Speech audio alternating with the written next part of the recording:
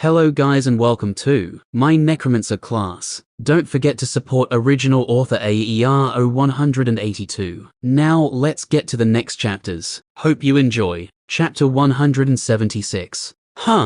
I wonder if Lamp gets a class from, well, literally being the lamp carrier. He watched it for a moment as they walked to the back of the chamber. Red will level up soon too, but I haven't really given it any special treatment. I'm guessing it will be a basic class, since it's just been using swords and hammers all this time, he thought as they approached the back of the room. Jay actually preferred this much more than to how it was with the minor conduit and humans. Sometimes you would get a class which matched your experiences, other times it was completely random. At least Jay could guide the skeletons, or even find ways to raise new classes. It would be better to handpick your own army's classes rather than have it filled with all sorts of strengths and weaknesses arising from randomness. In the grand scale of war, it also allowed a tactician to shine. At the back of the room there was a large stone table, about chest height. Chips and dust of stone covered it, along with small scrapes and cuts all over the surface. It seemed to function as part of the swordsmithing area, which has its fair share of usage over the years.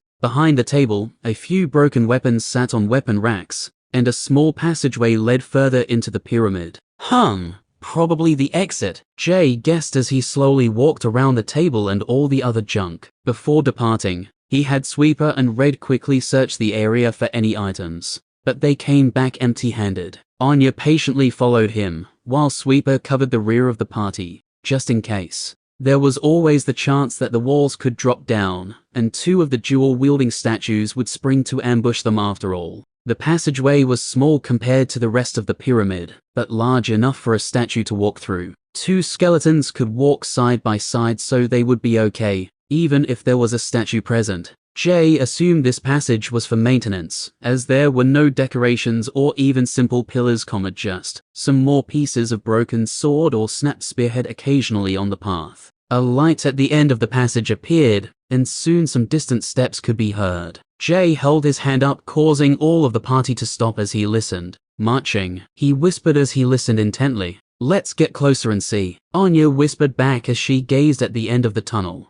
Jay nodded, but decided to have Duck take the lead and walk further ahead of the party. If it's going to become an assassin, it would need to get better at sneaking, so it might as well start training now, Jay thought. Come to think of it, I haven't seen many assassin classes. He scratched his chin. Actually, I have seen none. I wonder if they're forced into the military or something. It might be a dishonorable thing to be an assassin, but it technically isn't me carrying it out, so I don't really care. Besides, most people who bring up honor are like that Matheson brat, just hypocrites using it to manipulate people. He frowned slightly. He thought it was quite a sad thing, as the idea of honor would probably be a good thing if people used it correctly. The sounds of marching became more apparent as they neared the exit. Jay's guess was correct. Crouched down just before the passageway ended was Dark. Jay thought that Dark seemed happy that it made it to the end without being detected, though to Anya, it just looked like all the other undead skeletons.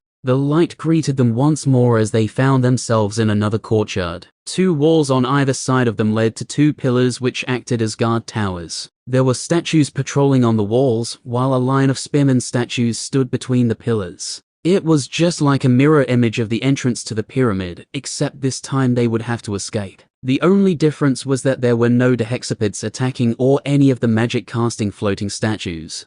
Jay squinted, looking for any weakness or path of least resistance. Suddenly, a statue on the wall turned and looked directly towards them. Without saying anything, it pointed its spear upwards, and then slammed it into the ground. Doon. A deep thud sounded in the whole courtyard, and all the statues suddenly turned to look at the undead and humans standing in the entrance. For a moment it was silent. Both parties just watched each other, seeing what the other side would do, until finally the march began. The statues were the first to make a move. They all took a step forward as they marched in sync, causing more deep sounds with each step. Shit. Jay pursed his lips. So much for finding a weakness and busting out. He casually turned and walked back into the passageway, as the skeletons went past him and made a defensive formation. 3 skeletons remained just outside the door with 2 behind them in the passage. Blue was at the center, of course, as it was currently the strongest skeleton. Jay realized they would have to slowly retreat back into the passage as they killed statues. But that would work in their favor, as it would be 2 skeletons versus 1 statue. Feel free to fire your bolts. The quicker we get this over with, the better, Jay said, a tone of boredom in his voice. Anya nodded, but looked a little confused. They were going to kill about 50 statues, and he seemed bored. How? Why? It didn't make much sense. Most adventurers would be pumping with adrenaline and excitement right now. In truth, Jay was a little more disappointed than bored. He had used this tactic before, so all he had to do was keep summoning skeletons and wait. It seemed that to excite a necromancer, one needed a diverse battlefield with fluid battle tactics. To manage the ebbs and flows of a full-scale war is what he subconsciously desired. While he didn't have the forces necessary to wage a war, this still felt like child's play. Still, he would at least enjoy seeing his minions crush some enemies. So, Anya began launching bolts from behind the group of skeletons. The statues simply raised their shields though, so for now she gave up trying. It was a fearsome statue formation, each of them had their spears pointed, and their shields raised as they slowly marched forward, forming a semi-circle formation around the passage exit. It was like a wall of pointy death with no cracks to get through, a perfect formation which had only been honed after all the centuries. Get back, Jay said. The skeletons all retreated back into the passageway at his orders. It didn't make sense to fight them out in the open like that. All of them stood about 10 meters deeper in the passage. That's better. Jay smiled, seeing the first statue have to enter alone. Unfortunately for the statue, all it could do was thrust its spear due to the narrow passage. It would be a decent attack under normal circumstances, but since that's all it can do here, it became obvious and easy to dodge. The skeletons displayed their nimble capabilities once again, easily dodging each thrust that came their way, and retaliating with a hammer smash. The only disadvantage of the skeletons was that they had to break down the statue's shield before they could do any significant damage to the statue behind it. The skeletons were already used to its thrusts, and even seemed to get better at dodging them, so it was only a matter of time. Crack exclamation point crack exclamation point crack exclamation crack. Hit after hit they whittled down the first shield, and it wasn't long before it finally crumbled. The statue went down soon after, without its shield. It could only continue to thrust helplessly. 100 exp. The enemy statue crumbled, and unlike the statues at the start of the dungeon, these ones had no cares about stepping over their dead comrades. The shield breaking process started once again, and after a while the second one went down. 100 exp. Seems like it's a battle of stamina. Jay raised a brow. Maybe a test of stamina is more accurate. Well, the undead have unlimited stamina, so I guess we just wait while I pass the test. He shrugged with a slight smile. Yeah, as long as your skeletons don't die it seems we'll be fine. Anya smiled, happy with the easy experience. She did a lot of the damage in the last battle, so she didn't feel guilty for taking a rest and letting the exp float in. Time passed and the 2 versus 1 battles raged on. At first, Jay and Anya watched with their weapons raised, but nothing happened, so soon they lowered them, then leant against the walls, then stashed their weapons away, and eventually they were sitting down. Jay, of course, was sitting down on the chair he brought from home, having a small feeling of superiority for being so prepared. Anya began sharpening her throwing knives, bolt tips, and examining her crossbow as she leant against the wall. Well, I might as well do something productive too, Jay thought as he took out his old familiar book. Oh, a new page. He smiled, opening his immortal book with hungry eyes. For some reason, he was craving a new lesson. It was almost like he missed it. Chapter 177, Immortality Research, 5%. Oh, good. Jay grinned, looking up from his book, as he noticed the tunnel went quiet, the fighting had finally stopped. During the fighting, the skeletons only had to be resummoned twice, and after meditating a few times Jay's mana pool was almost completely full again. Over time the skeletons took damage and died, dropping their hammers. but Jay sent Dark in to grab them before the statues could advance any further. It would have been a nightmare if he missed this small detail, but thankfully he fixed the issue before any problems came up. One by one, the statues moved into the killing tunnel, only to slowly get grinded into dust. The only reason Jay and his party would move back would be due to all the debris from the statues' bodies. 2550 exp. A few hours later, Jay and Anya both grinned with excitement as they shared the exp. At first they got ready for a long battle and began to rest, but the constant trickle of exp made them smile slightly each time. You haven't leveled up yet? Anya asked, tilting her head to the side in curiosity. I need more as a necromancer, Jay said, dismissing her as he packed up his chair and book. Due to his disguise stone, his status still said he was a level 9 necromancer after all. Shall we get going? He said, pointing to the end of the tunnel. Sure, she nodded back, packing away her leather-wrapped sharpening kit. As they walked out, Jay had his skeletons collect all the soul stones and rings. Soul stone, empty, X52. Helvetian ring X34. Jay gave Anya her cut of the rings, and they continued through the passage, entering the courtyard. Jay had a quick check of his class as they walked. Necromancer level 11, pure. Race, human. HP, 93/93. MP, 68/68. Strength, 20. Dexterity, 25. Vitality, 35. Energy, 40/40. X, 5330/15,000.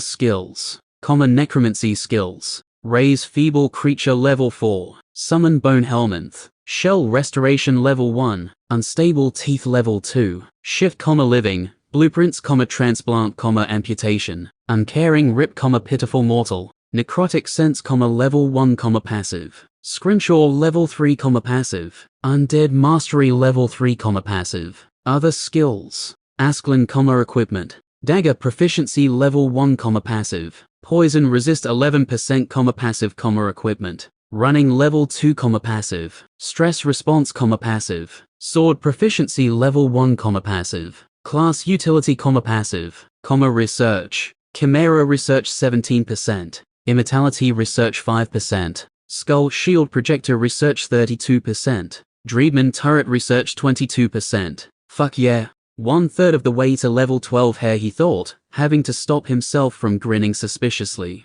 Oh, I got some new research too. I should check my class more often. I thought I was much closer than 32% towards learning that energy field. His ecstatic mood calmed as he pursed his lips. I guess I have a lot to learn. He humbly nodded to himself as he walked quietly, following his gang of skeletons through the passage. Stepping into the light, he noticed everything was made from the iconic black slate stone. The walls, the pillars, along with the ground.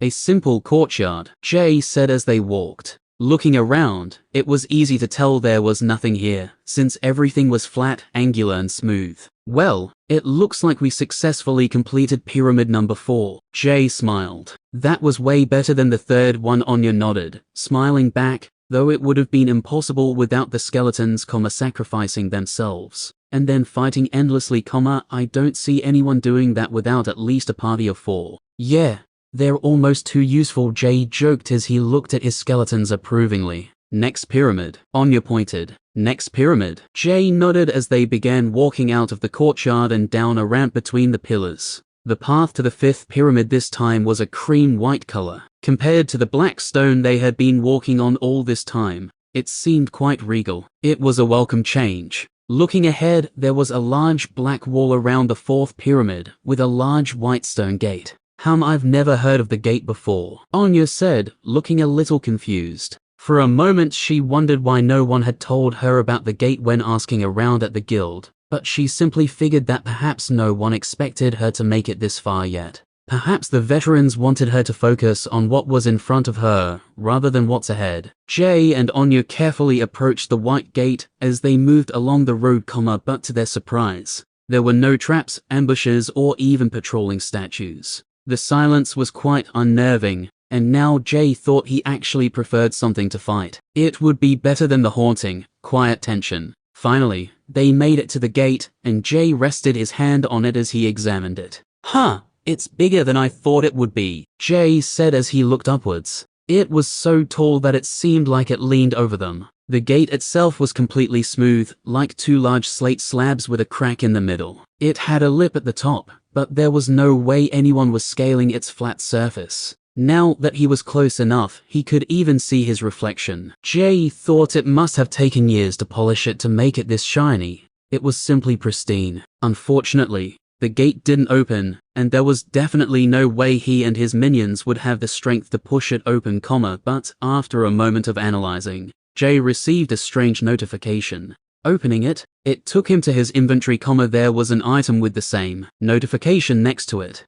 Jay looked at it suspiciously. He had felt a strange connection to this particular item since he entered the dungeon, but he soon forgot all about it, though now, it seemed to beckon to him more than ever. It was like it wanted him to pull it out of his inventory. Sullivan stared at Lannister inquisitively across his desk, wondering if he could be trusted to protect his daughter. "Your head mage seems to have an attitude," Lara said, breaking the tension while looking absent-mindedly across Sullivan's book collection. Sullivan smiled slightly. "Vilida, he's an odd man, but he does his job." "Did he do something?" "No, it's what he didn't do. He didn't even look at us as we passed him. It was like he was possessed." Lara shrugged. Sullivan gazed at her for a moment before squinting at the door where Vilida just left. "Well, let's talk about why you're here." Sullivan gestured to the other seat in his room. Lara took the message and sat down. Next, they were bombarded with questions covering numerous topics. "How will I contact you? When? Procedures?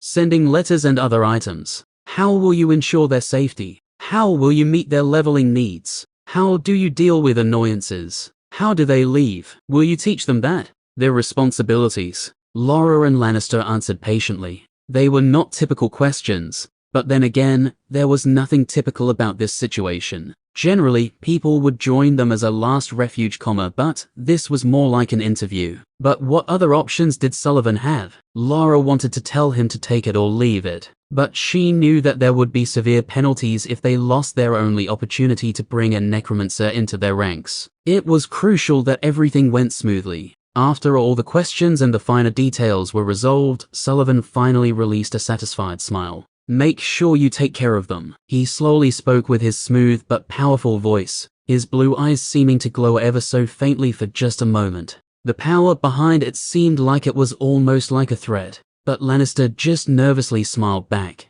Of course, he nodded. "But there is one last thing. We would like to place some listening devices around the guild for security purposes," Lannister said, taking a light purple crystal out and showing it to Sullivan. "Don't worry, they won't be visible," he said while adding some mana to the crystal. The crystal turned a deeper purple, and eventually turned black. Once it was completely black, it instantly vanished from sight, though it was easy to tell there was still a physical object in his hand. A small smile began to form on Sullivan's face as he watched. He had seen these only once before in his military life, though at that time it was presented to him as an assassin's tool. "Don't let anyone see you place them." Sullivan nodded. Lara gave a smile and was the first to stand up. She was just glad the meeting was over. She didn't contribute much, but her bodyguard role was just as important. "Just a moment." Sullivan raised his arm.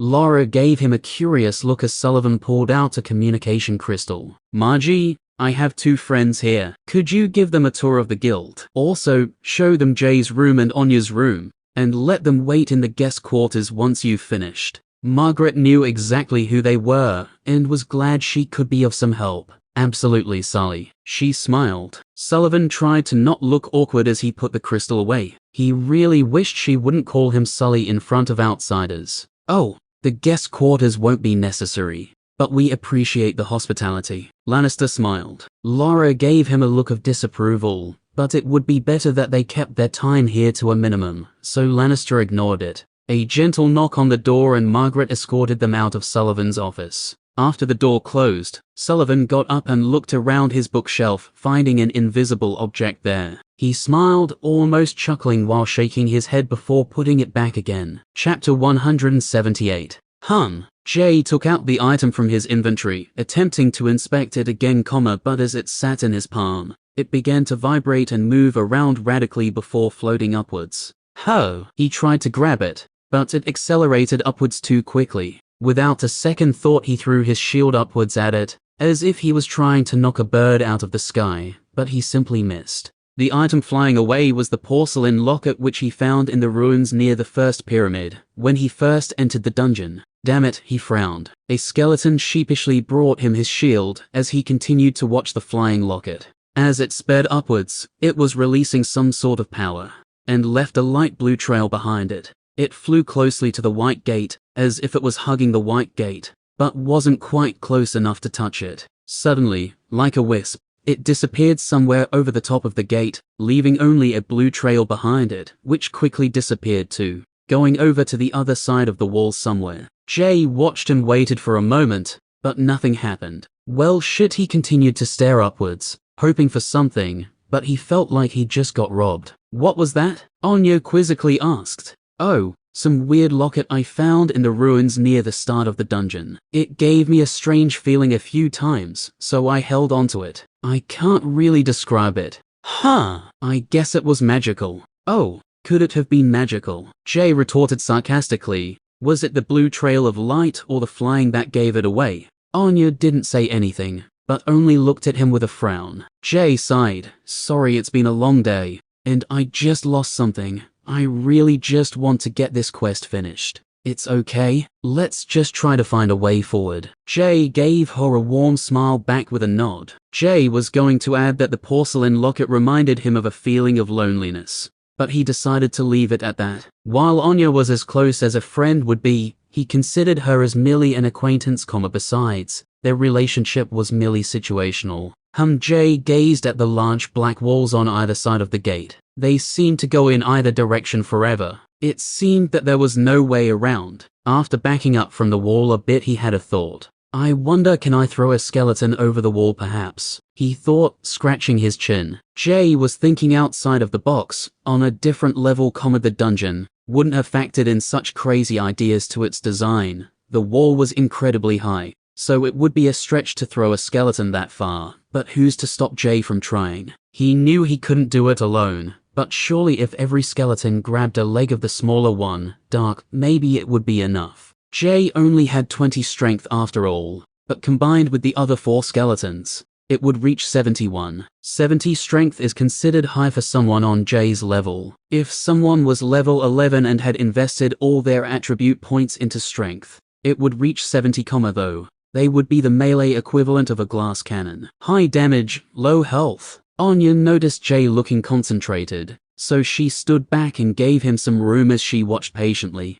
The next thing she saw him doing was quite strange, and she wanted to immediately question him, but decided to just wait and see. Besides, Jay seemed a little frustrated with this never-ending dungeon. Jay had his smallest skeleton lie down while he stood over it, and channeled his glowing necrotic mana, sending it over different parts of its body, and slowly severing different bits of bone. Eventually, the poor creature wasn't even able to stand up, it lost its feet, hands and ribs, along with its tibia, fibula, radius and ulnar, forearm and shin bones. This should work, Jay smiled. Oddly enough, Dark didn't look betrayed, in fact it even looked excited somehow, ready to carry out its mission as it wriggled helplessly on the ground. The 4 other skeletons all grabbed one of its upper leg and arm bones, and began to swing the amputated skeletons backwards and forwards, while Jay grabbed its skull. Here we go, Jay smiled. After a few more practice swings, the skeleton was released. It rocketed upwards and even whistled through the air. There was little resistance,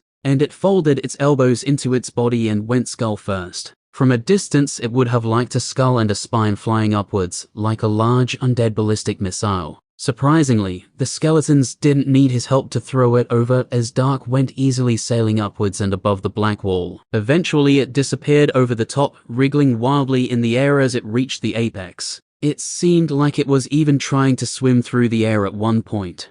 That wasn't so hard, Jay nodded. Next he planned to send bones over so Dark could eat and regain its limbs, then it could wander around and hopefully find a way to open the gate. Your feeble creature has died. Jay looked up confused for a moment. It had lower health after he took some of its limbs away, but he didn't expect it to simply die. Anya was still looking excitedly at him, realizing his plan. She gave him an approving look as she waited for the gate to open, of course. She didn't know that Dark just died. Fuck, I guess it took full damage without its legs to brace the drop. Jay thought, pursing his lips. Maybe it's face planted. He raised an eyebrow. Something wrong? Anya asked, seeing his expression change. Nope, not at all. Why do you ask? Everything's fine. He bluffed. Oh. Good, never mind. She shrugged. Pretty awesome idea, by the way. She smiled. Thanks. We'll see how well it works. He shrugged, not revealing anything. Damn it, fall damage. The skeletons are light, but I guess they at least need legs to land properly. Jay thought to himself. Unknown to Jay, the porcelain locket was still flying beyond the other side of the wall. And finally it found its target. A pedestal near the front of the pyramid which had the perfect indentation, its rightful home which is socketed itself into.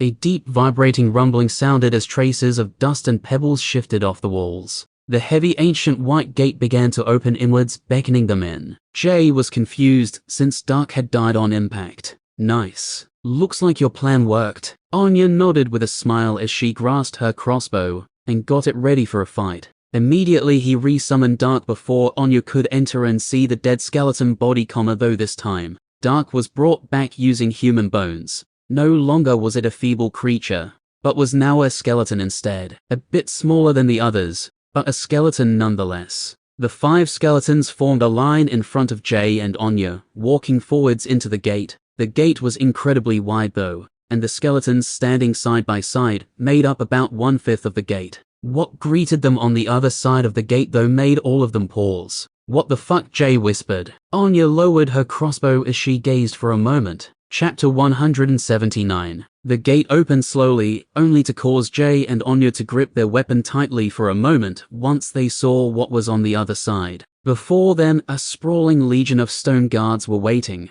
Thousands of them, all kneeling towards the pyramid, surrounding it from every side. Behind the wall there were no more ruins, and no traces of destruction, only a flat plain of the black stone covered with the statues. To the left and right there were thousands more statues, stretching as far as the wall went, yet none of them moved at all. Surely they would have heard, and even felt, the deep groaning sounds of the white gate opening. Jay and Anya only held their breaths. They didn't dare make a sound. As they watched for a moment though, nothing happened. There was no movement on either side of the wall, only the soft cold wind which seemed unending in this dungeon. Surely they would have done something when Dark came flying over the wall, Jay thought. But I heard no statue movement, and why are they all kneeling? Jay squinted at them, looking a little more closely. In front of each of them, small piles of stone rubble formed.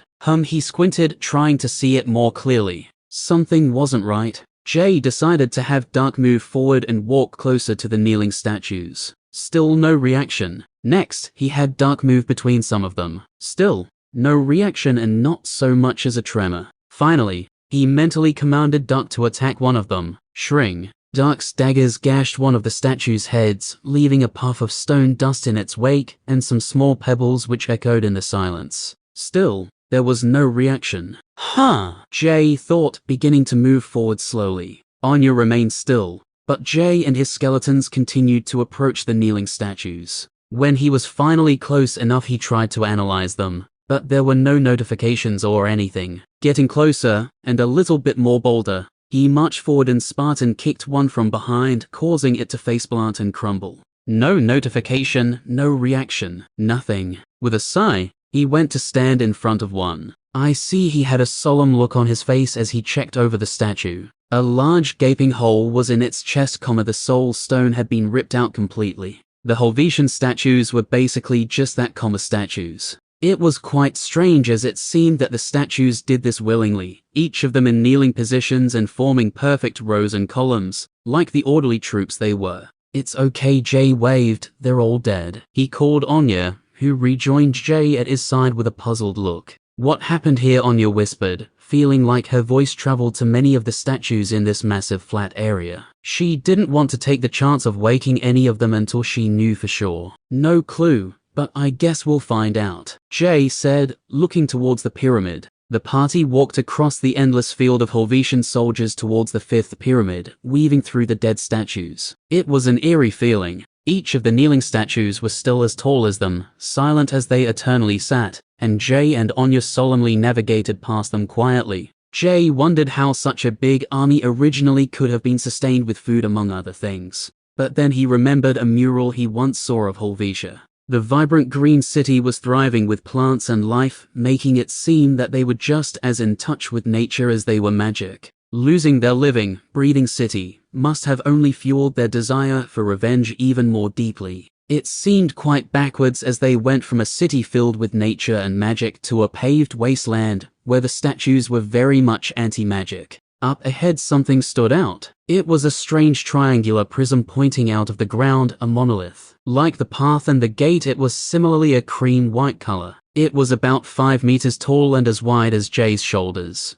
Despite itself being white and implanted into a white path, it stuck out like a sore thumb, like a beacon amongst the endless black stone soldiers. Odd, Jay thought as he approached it. Jay checked the statues around it before getting closer, making sure they were actually deceased like all the others. His escape plan was relatively simple. Run. The numerous dead soldiers would block the path of any other pursuing statues, as they were large and wouldn't be able to slip through the graveyard as easily as Jay or Anya would. Thankfully, there were no living statues around, and Jay concluded that it wasn't some elaborate trap, so he approached the white monolith. Jay saw his reflection as he drew nearer to the white monolith, and after looking at each side, he found that at the back of it, something was socketed into it. "Hey, here you are," he smiled, immediately trying to pull it out of the socket. It was the white locket he lost, which had since flown away. Unfortunately, it wouldn't budge, and neither could he try to pry it out, as the white locket was a perfect fit,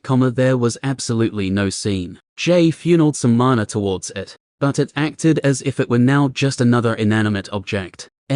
He frowned lightly. Whatever he had sensed in it before had similarly disappeared, its power all gone. As the triangle monolith was halfway between the pyramid and the gate in the middle of the road, it seemed quite obvious this was some sort of automatic gate key, but Jay only had more questions. Why was this one key left outside the gate? If not for Jay, who was it meant for? Whose magic charged the key, and why did he feel a strange connection to it? Why had the gate been shut in the first place? And what did that have to do with all the guards being mass executed, or freed as Sedulus would say? There were no obvious clues around, and nothing else on the otherwise smooth monolith. So for now Jay only had one choice: to move forward. I will just have to find my own answers. Jay looked towards the fifth pyramid. Once again the party crept through the destroyed statues, and eventually got to the pyramid entrance. A short staircase led to the flat entrance area, which was lined by white pillars on either side. The pyramid was made from the black stone, but the floor was made from the upgraded white stone. Compared to the rest of the weathered pyramid, the white stone seemed relatively new. Jay and his party ventured into the large entrance area, each of their steps making echoing noises. It was akin to a grand cave they stumbled into. Soon it became darker and they found themselves at the bottom of another staircase. Yet this time there was light at the top peeking down towards them. "Let's go slowly," Jay whispered, sending his skeletons up further ahead of them.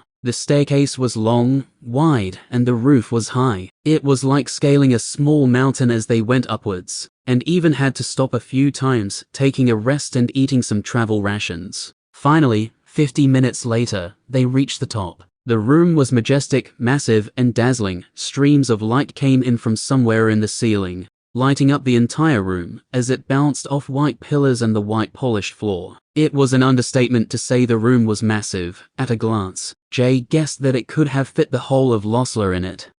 It's bigger on the inside, Jay thought as he looked around. While the pyramids were massive, they did just walk up the stairs for a long time, so it was hard to tell if there was some sort of dimension-type magic at play. Each pyramid since the first one only got bigger and bigger, so Jay couldn't be sure. "Oh well," he shrugged, not thinking too deeply about it. It wasn't like it mattered too much after all. Large pillars lined each wall, each as wide as the white gate they just passed through, and each of them engraved with imagery of plants, trees, flowers, horses, glade deer and all manner of life. Even a snake raven was depicted among some other creatures Jay had never seen. Jay and Anya could only look around in awe at the craftsmanship. Truly, it seemed that the craftsman had spent hundreds of years on this, and knowing the longevity of the statues, it probably did. Surely they would have told me about this, Anya gasped, looking around the room. Eyes forward, Jay whispered, pointing to the middle of the room. In the middle of the room were 3 thrones on an elevated platform, overlooking all things below them. The large throne in the middle, which was the size of a house, decorated with complex patterns using the white and black stone. Even from here they could tell it demanded respect. Jay and Anya approached slowly, trying to look out for any traps or tricks. Like everything in this dungeon, nothing was straightforward. They slowed down as they approached, seeing figures in each throne, and the largest one was the easiest to see. In the large throne sat a slender, tall statue. It was made from black stone like all the others, though it seemed that much of its armor had been gently chipped away, replaced with some new white stone pieces, to cover up the unsightly stone masonry work. At first it alarmed Jay to see such a large slender statue, but he noticed that like the statues outside, it also had its soul stone missing, taken from its chest, and placed gently on the arm on the throne, though it was apparent that it was removed with the utmost gentleness and care. Jay sighed, glad that the larger statue was dead. He was glad he wouldn't have to fight someone like Sedulus. The 2 other thrones were more normal size, at least normal size by Helvetian soldier standards. However, unlike the large throne, its occupants were still moving. It seemed that Jay and Anya had ventured a little too closely, as the statues simultaneously stood up. 2 smaller slender statues, each female in origin, and each with their own new white stone armor, stepped off their thrones, as they noticed the trespassers in their pyramid. Go, Jay said, sending his skeletons in immediately. Chapter 180. Go, said Jay, not wasting any time as 2 statues got up from their thrones. Thankfully, the larger statue in the middle throne was deceased, so for now, there were only 2 enemies. The skeletons charged ahead, their hammers and daggers hungry for some action. Since fighting their way out of the 4th pyramid, they had not served their master very much, and were raring for a fight, though they always desired to fight, so there was not much of a noticeable difference. Jay had formed a bone pile at his side as he prepared to raise any downed skeletons, while Anya took a knee and aimed her crossbow, as she waited for an opening. By now they were accustomed to battles together and knew their roles quite well. Blue was in command of the skeletons once again, and made Dark go to distract the statue on the right, while all the other skeletons targeted the enemy on the left. Once again, Jay was pleased seeing his little commander skeleton, Blue, make suitable tactical decisions. Sure, Jay could make better strategies, but if he is ever going to make an army he would need experienced commanders, and it seemed like the only way to get them was to train them himself. The battle was still quite far away from Jay and Anya, due to the room being so large, but he was close enough to see what was happening. The left statue was completely surrounded by the undead and getting decimated, while the statue on the right was attacking wildly and unsuccessfully. Dark was dipping, ducking and dodging around with its high dexterity. Jay smiled with an approving nod, glad that his assassin skeleton was having to practice its agility, which was a necessary skill of any assassin. Meanwhile, the other 4 skeletons had surrounded the other statue, and was making it suffer, though it wasn't taking damage, without giving some in return. It slashed at the skeletons with a single dagger, and landed a few cuts. Strange, only a dagger, Jay thought. The slender statues weren't heavily armed like Sedulus, not even as much as the soldier variants. Each of them simply had stone daggers, which they waved around without much precision or power. He assumed they would be well equipped, like the dead army of statues outside, but it seemed that all they had was a single dagger each, and they weren't even using them very well. Still, they were attacking and hostile, so Jay continued the attack. Seeing that there was no trap or other enemies in the expansive room, Jay began walking closer to the battle. The statues were doing minimal damage to the skeletons, and it seemed that they were quite weak, so he had no fears as he added the bone pile back to his ring. As he drew closer, something else stood out to him. They weren't just any ordinary stone daggers. He didn't see it at first, but each of them released a soft blue shimmer, and left a faint dark green scrape on the skeletons each time they slashed against their bones. The daggers seemed to be coated with more of that mana-conducting material, coating it in a complex pattern across the blade. Anya crept forward beside Jay and prepared to fire, but Jay just held his hand up, gesturing to her to wait a moment and save her ammunition. Slowly, he continued to walk forward and analyzed one of the statues. Royal Helvetian Maid, level 6. 80 HP. Skills. Brittle armor. 40% damage reduction to slashing, stabbing damage. 20% more damage taken from crushing damage. Helvetia's Revenge. Magic damage immunity. Any wielded weapons become cursed. Pristine cleaning, passive. Master sculpting, passive. Master gem cutting, passive. Description. One of the rare royal servants of the Helvetian kingdom turned to stone. Once esteemed, content with serving their queen and happy with their duties, now hopeless, empty, lost. Only level 6 and not even any skills. Way too easy. I guess they would have been annoying if the middle statue was still alive. It's no wonder the skeletons are having such an easy time. Jay shrugged. He wanted to know what magical dagger effect the maids were using that caused the green cuts. But it seemed that they were merely channeling mana through their arms into the dagger somehow, and the dagger was doing the rest, so there was nothing on their skill list. Unfortunately, the Helvetian curse would still affect the daggers, so Jay wouldn't even be able to find out what effects the daggers were doing after they died. The curse stopped him from using their weapons. After pondering for a moment and checking the health of the skeletons, Jay simply assumed it was some sort of toxin or a poison, as the skeletons took no extra damage. This theory made the most sense to him, as maids wouldn't have been particularly good at fighting. They were not warriors. A strong magical poison would therefore be suitable for them. Still, he wasn't willing to test it with his own flesh. Why take unnecessary damage and pain? While the battle was going smoothly, Jay imagined that it would actually be quite a hard fight for regular adventurers, having to contend with whatever poison was constantly being applied. It seemed to have a very long duration too, as most of the cuts on the skeletons were still coated with a sickly dark green substance. Add the middle statue into the mix, and it would have been an absolute nightmare, thankfully it was deceased before Jay even got here. It wasn't long till the left statue fell in battle, succumbing to the relentless skeletons who only took small cuts in return. 215x. With the first statue dead, the skeletons all rushed over and bullied the last statue, pummeling it without remorse as they took the pressure off Dark. Dark managed to sneak a few hits in as payback, adding deep stab wounds to the back of the statue's knee joints, and causing it to stumble a few times. Jay was glad he forced it to use the dual daggers against the stone statues, as it seemed that the skeleton had inadvertently learned a form of vital spot targeting. I wonder if I should make Dark some armor, perhaps. He scratched his chin as he thought, but perhaps armor would only slow it down. Cloth armor maybe. But where would I even start? It's not like I can just request someone to make some cloth armor for a skeleton, and anything for humans would be too big. The statue was about to die as it began to crumble, so Jay put his thoughts of Dark's armor aside for now. 215x. With all of the enemies dead, Jay happily went up the ramp and approached the large throne, but before he got to it, one of his skeletons approached him, looking absent-minded at him with its hollow eyes. It just stood in front of him and gazed.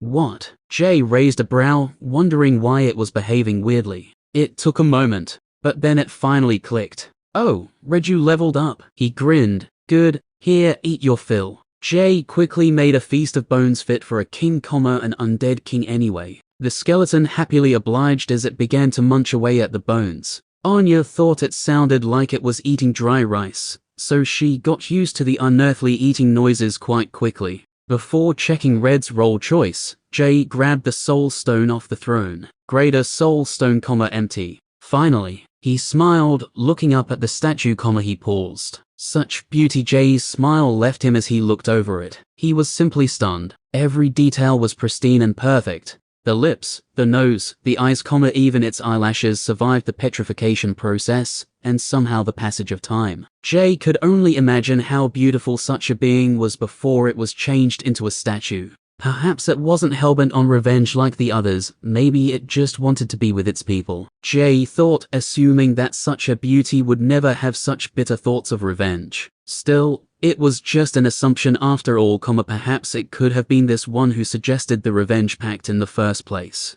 It almost seemed like an offense to turn such a beauty to stone, but it was now the shining centerpiece in this decorated room. So at least its beauty still lived on in some form. After staring for a moment, Jay snapped back to reality and wasted no time in looting its dead body. No remorse, no hesitation. Helvetian Ring X6. Highborn Helvetian Ring. Porcelain locket. In the statue's hand was a stone tablet too, but Jay decided to check his loot before investigating further. Highborn Helvetian Ring. Protection from a single calamity. 0/1 charge. Can be recharged. Wow, Jay immediately began to add some mana to it. Despite his mana being necrotic, the ring greedily ate it up. Jay could tell that the ring wouldn't be filled for quite some time, so he stashed it away. He decided he would spend time charging it later, when he had no use for his mana. He may need his mana for more enemies after all. The next item Jay brought out was the porcelain locket.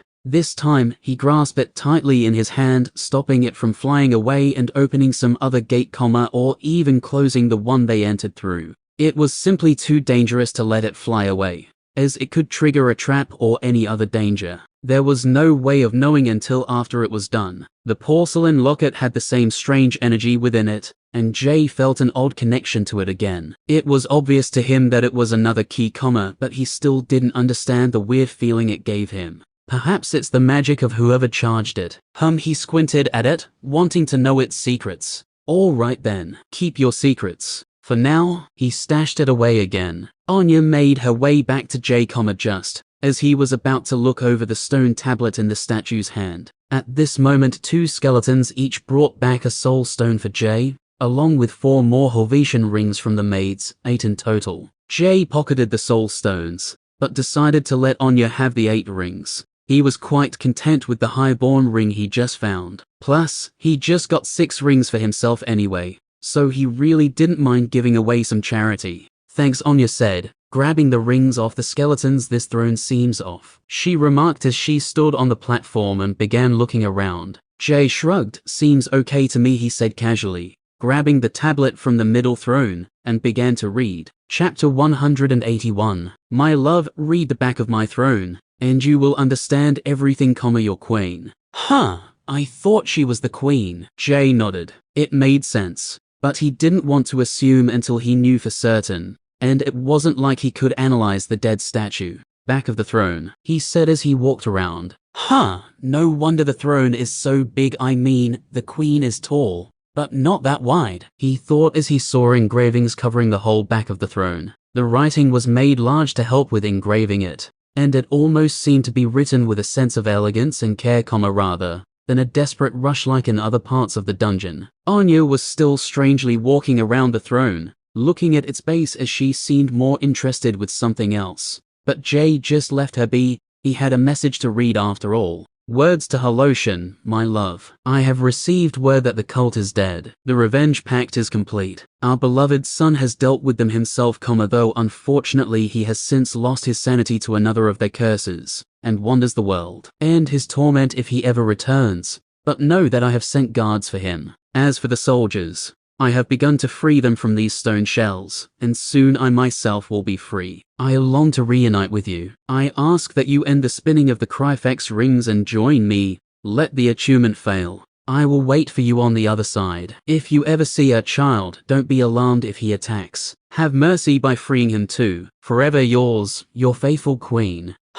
So the pact is done. I guess Sedulus will be happy. Jay chuckled, and to think she wanted to give up. He shook his head. Well, there is one more pyramid to do, but I think completing this quest will be better. Jay thought. Yeah, the last pyramid can wait. I want those quest rewards. Jay's eyes were filled with anticipation as he thought about the 3 new skills he would be able to try out. Jay went to tell Anya that he was done, but she was crouched down, still looking around the bottom of the throne. Anya. She didn't look up. What are you doing? Jay said, though it almost seemed like he was mocking her. Look, the throne. It doesn't line up with the room or the other 2 thrones. It's different. There's got to be a secret or something. Jay looked a little more closely, and he began to notice it too. For such delicate and fine craftsmanship, It didn't make any sense to have a throne off-centered like this. Oh, yeah. Weird, Jay thought as he looked closer. Let's try to push it, he suggested as the skeletons came over to help. Okay. They all lined up and began to push, but it was simply too heavy. We need to make it lighter. Jay immediately had the skeletons break down the queen's statue and move her rock chunks off the throne. It felt wrong, but it was necessary. Right now Jay's curiosity was the stronger force. After that, the throne groaned and shifted for a moment, but stopped. Needs more work, Jay said to his skeletons as they began their demolition work again. They started smashing their hammers against the large decorative armchair parts of the throne, and soon 2 large chunks fell off, each taking 2 skeletons to move away. He decided to preserve the back of the throne for the engraved message on it. Okay, push. Jay commanded them all at once with a grunt. Slowly the statue moved back into place until it seemed perfectly in line with the room. It looked fine to Jay, but Anya insisted on moving it slightly a few more times before she was satisfied. Jay and Anya looked around the room for a moment, patiently silent as they looked and listened for anything. Would a staircase appear in the ground? Would enemies come out of a hidden passage? Perhaps a treasure chest would fall down from the roof. It was anyone's guess. Then, to their surprise, nothing happened. Jay looked at Anya. Just give it a moment. She held her hand up, sure that something was going to happen. They both waited longer, but soon enough, Anya gave up. Oh, damn, I guess it was nothing, she pouted. Maybe we're going about this wrong. Maybe we should move it even further off-center. Jay shrugged, and Anya's face lit up with a smile. Good idea. She got excited as she went back to pushing the statue. All of them then repeated the process, but pushed from the other side this time. The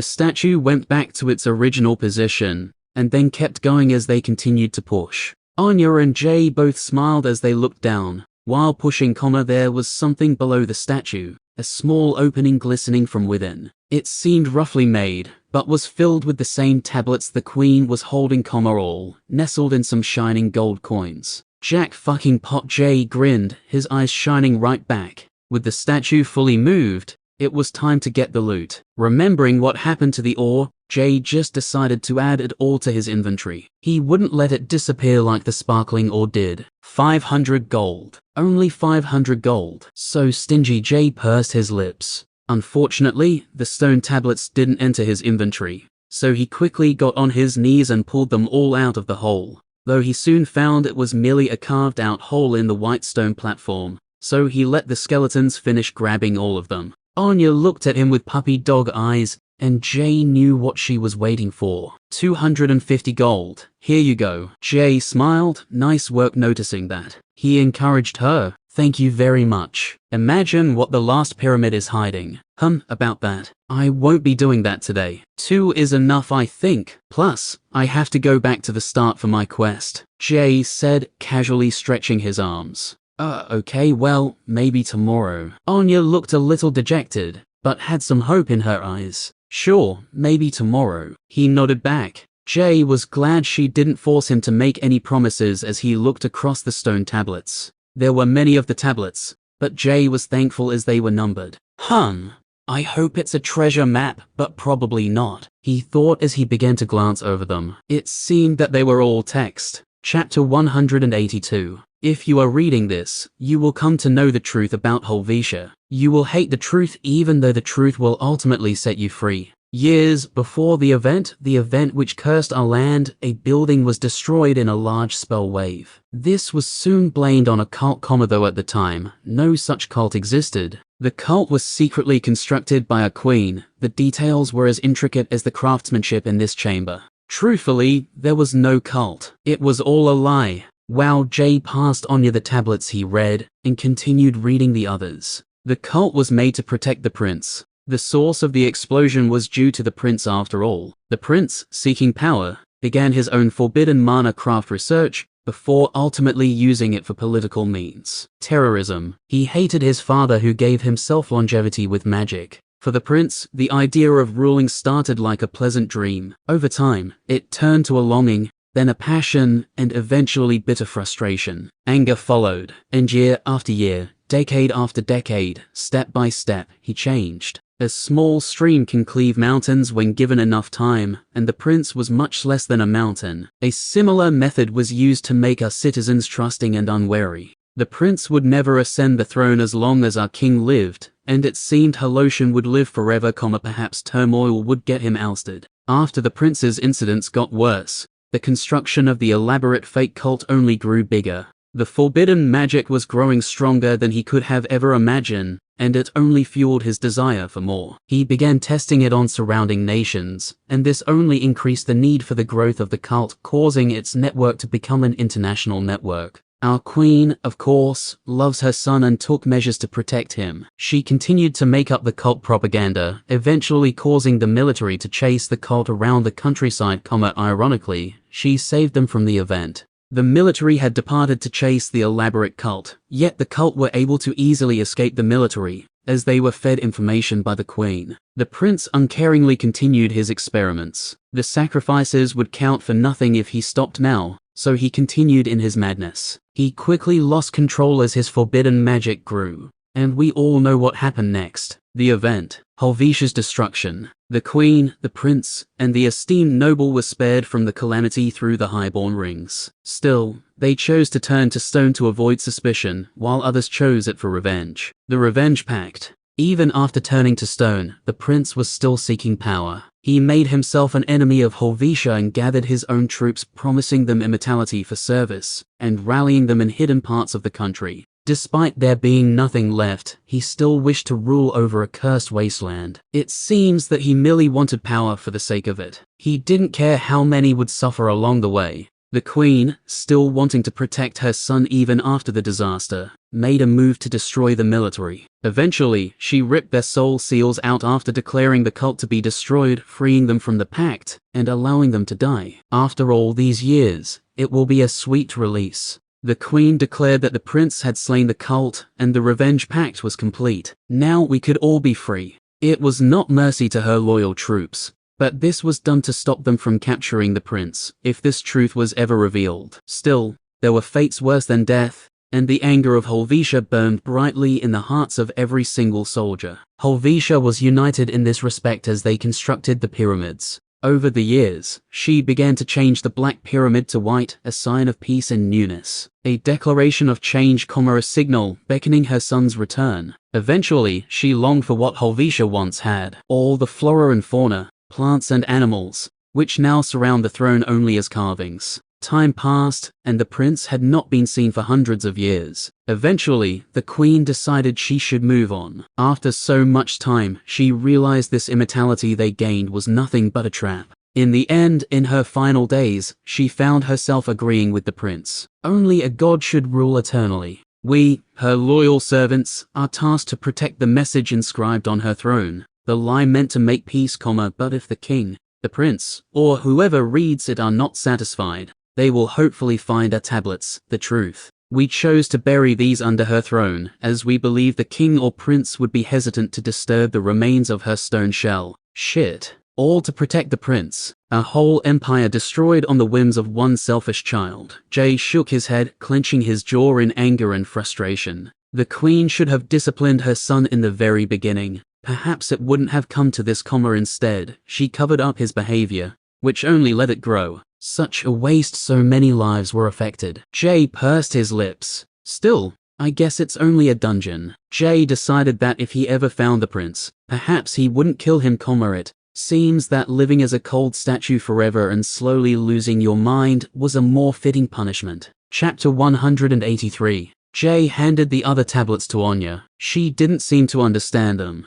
but he didn't feel like explaining it to her, so before she could finish reading them, he unsummoned his skeletons and gathered all their hammers, daggers and bones. Thanks for your help. I'll let you know about tomorrow. He waved as the dungeon exit emerged nearby. Oh, okay. Thanks, looking forward to it. Anya said, holding 2 tablets. Party disbanded. Jay made sure to disband the party before he left the dungeon, he knew there was an X bonus waiting for him. When he left from his necrotic helminth in Wolf's Quarry dungeon, outside of Mistkeep dungeon, nighttime, few adventurers were around, chatting about how the dungeon went, and giving either other pointers and tips, suddenly, The dungeon door opened and out stepped a grinning adventurer wearing a green coat with some strange light grey armor. But the smiling adventurer disappeared right back into the door again, leaving as quickly as they appeared. What the? Who was that? I thought we would be the last ones. Did anyone analyze them? No clue. Weird, where's the rest of their party? Suddenly, the dungeon door opened again and out stepped Anya,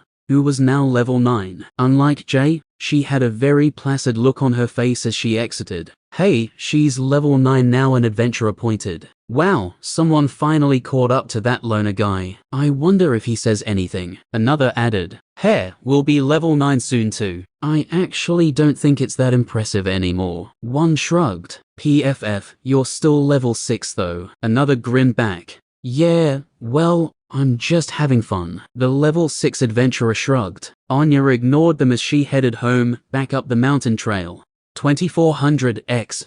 Even as he re-entered the dungeon he was still smiling. Ah, so much XP. Jay grinned broadly. The helmet is so awesome. Now here we are again. He looked around, remembering how he first crafted his first bone hammers here. Jay was back at the very start of the dungeon, since he couldn't enter into the first pyramid. Technically it wasn't conquered, so this was the quickest way to get to Sedulus and complete his quest. Since he brought his skeletons out, all the enemies had respawned, meaning he could easily get the soul stones from the weaker level 3 statues at the starting zones. Alright, let's do this, he said as he pulled out his bone hammers, daggers, and formed a large bone pile. The 5 skeletons were brought back to their former glory, and were quickly rearmed with their bone weapons. Now, Red, you will be staying with me for a moment, Jay said while gesturing for the other skeletons to leave. They sprinted away to hunt more statues, with Blue in command of course. Next, he analyzed Red. Germinating skeleton level 4,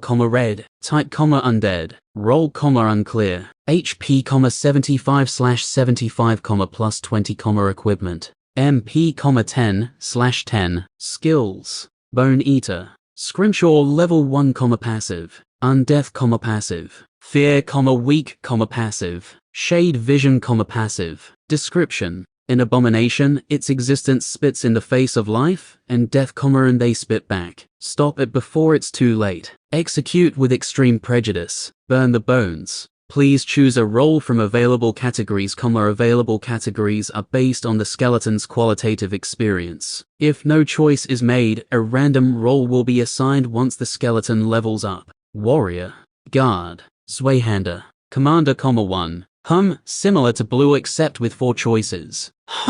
And what the hell is a Zweihander? Jay wondered, raising a brow. He began retracing all the weapons that Red had used, and the roles it had taken. But to his surprise, it really wasn't given many special assignments. Or weapons, neither did it ever command other skeletons. Red had used a bone dagger, then an arming sword, and a bone hammer which it has been dual-wielding the bone hammer. I'm guessing the guard class would be a standard one-handed soldier with higher health, and the warrior will probably be one-handed with higher strength, so the Zweihander must be a two-handed weapon class with high strength. Like a heavy hitter, I'm guessing. It makes no sense that the commander role is there though. Perhaps since I already unlocked it with Blue. Jay paused for a moment as he considered his options. Do I even need a heavy hitter though? He scratched his chin. Well, without Anya around it would actually be great. But even with her around, I have been attacked and even forced to go on the defensive. He pursed his lips. The Zweihander role sounds cool. But what I need right now is a guard. Jay nodded. Still, I can always make some Zweihander skeletons in the future when I have more of them, as long as the roles I unlock stay unlocked. Choice. Guard. With his choice decided, all Jay had to do now was level his skeletons up. He was excited to see what would happen once they hit level 5, but he decided to not do anything too drastic. He still didn't know the mechanism behind the skeleton leveling either. Since the other skeletons are gone, you might as well continue to guard me, he said, as Red stood by his side and started looking for any threats. Good old Red. He nodded as he began to walk up the desolate hill towards the first pyramid. As Jay reached the top of the hill, he was pleased to see his other 4 skeletons already having engaged the 2 stone statues at the gate ruins, and as he walked down towards them, they were reduced to rubble. 35 exp. 35 exp. The enemies here were only level 3. so the skeletons made short work of them. Jay recalled when he first fought these two statues. Back then, they seemed like powerful, threatening warriors. Each of them was like a veteran, and he even was wounded by them. At this stage, some adventurers were still having trouble with these two gate guards. Few could solo them without taking any damage. But now, well, in Jay's eyes, they were nothing more than a few walking soul stones waiting to be collected. Their size didn't matter either. They would be reduced to rubble, whether they were giants or not. Duck scrambled back to Jay with 2 more soul stones, while the other skeletons ran off into the city, finding more targets. After dropping them off, Dark rushed back into the ruins too. Soul stone, empty, X2. This won't take long. Jay smiled as he casually strolled through the gates towards the pyramid. A sense of relaxation came over him as he walked, and he began to wonder why he received a Necromancer class in the first place. All this time he had been focusing on survival.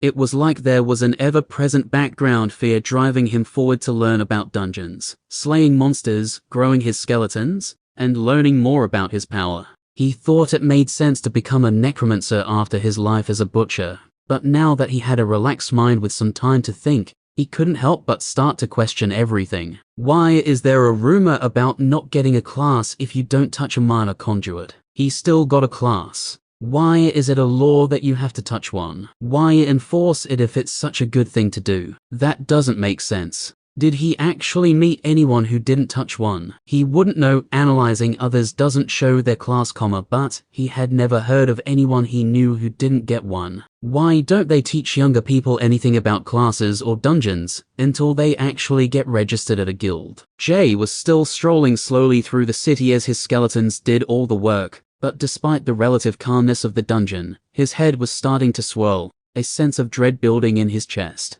What the fuck is actually going on? He stopped walking. Jay simply had no answers, but the questions still bothered him as they swirled in his mind. Now that he had some time to slow down and let his thoughts drift, he realized something wasn't right. He felt like he was in a trap designed for him, since before he had been born into this world. All that had to happen was for it to spring. Shit, what have I been doing this whole time? Jay paused and looked at his hands. He took in a deep breath of air. I need to get a grip. This isn't meant to be a fucking stroll in the woods. His hands gripped tightly into fists. My life is in danger and always has been, and what have I been doing? Just running around dungeons at my own leisure. Pathetic, he told himself with a bitter sneer. Even other adventurers with normal classes work harder than me, and their life isn't even on the line. I need to wake up to myself. He bit his lip. I have to focus on my own strength. Then when I am powerful enough, and the time is right,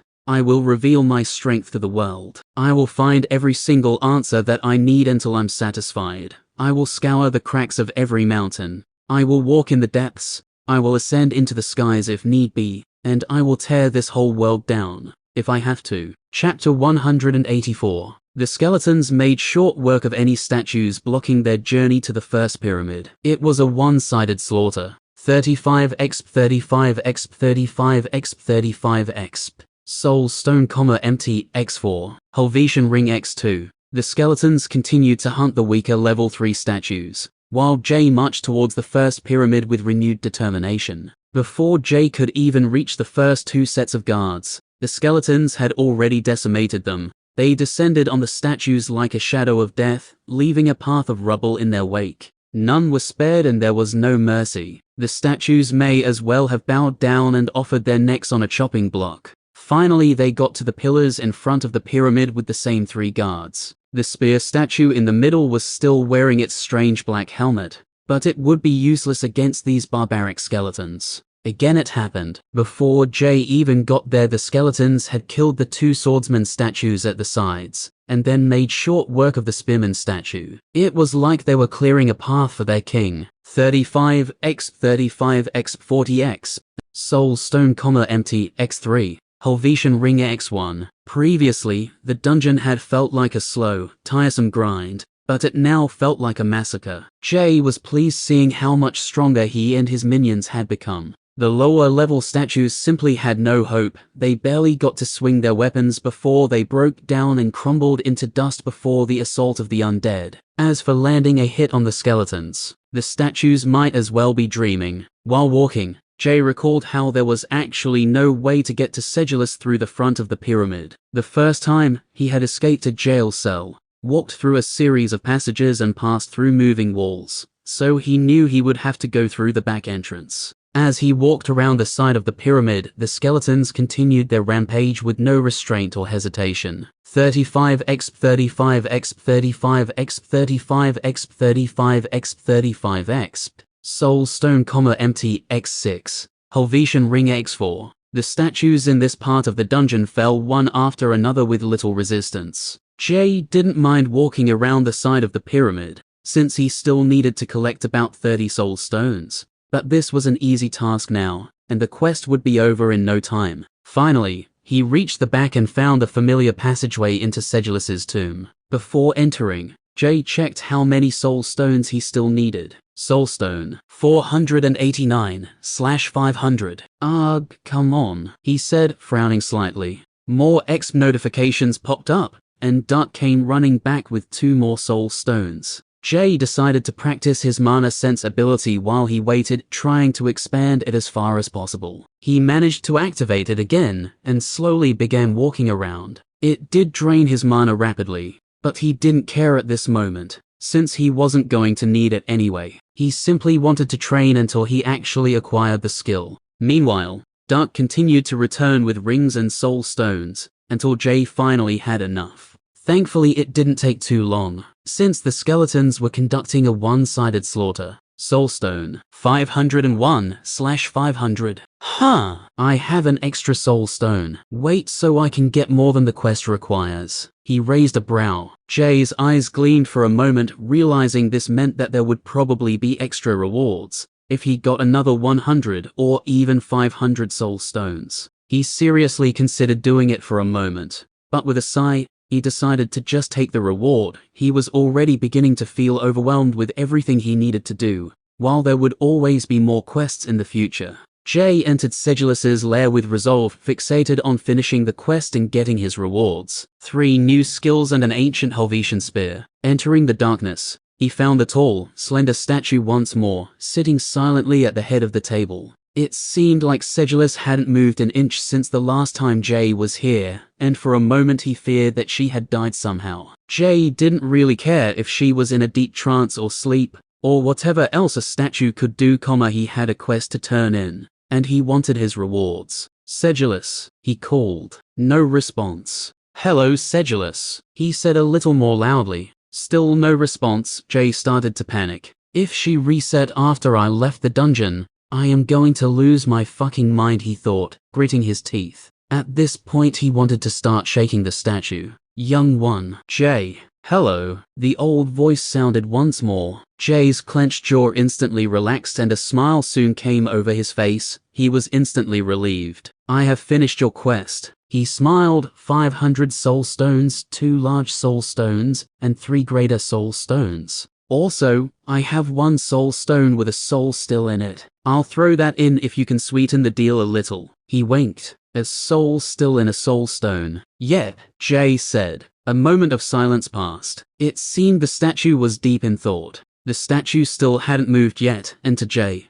it felt like he was talking to a wall. Break it, the statue said. Oh, and you will add more to my rewards. Yes, free their soul. Sure thing, he nodded. Jay took the soul stone out, but before he went to smash it, he had an idea. He used his mana sense ability and concentrated it around the soul stone in his hand. Next, he equipped one of his hammers and smashed it down while maintaining his concentration. A crack in the stone let something out. It wasn't visible, but he could feel it. It was tangible and almost acted like a bubble, trying to push to the surface of Jay's mana and escape. But Jay just added more mana and pushed it back down. So this is a soul, he thought, squinting as if he was trying to see anything. Somehow, the soul became stronger as it pushed back against his mana. It seemed that the more mana he added to block it, the stronger it got. Soul Sense level 1, acquired. Jay ignored the notification and continued to try to trap it.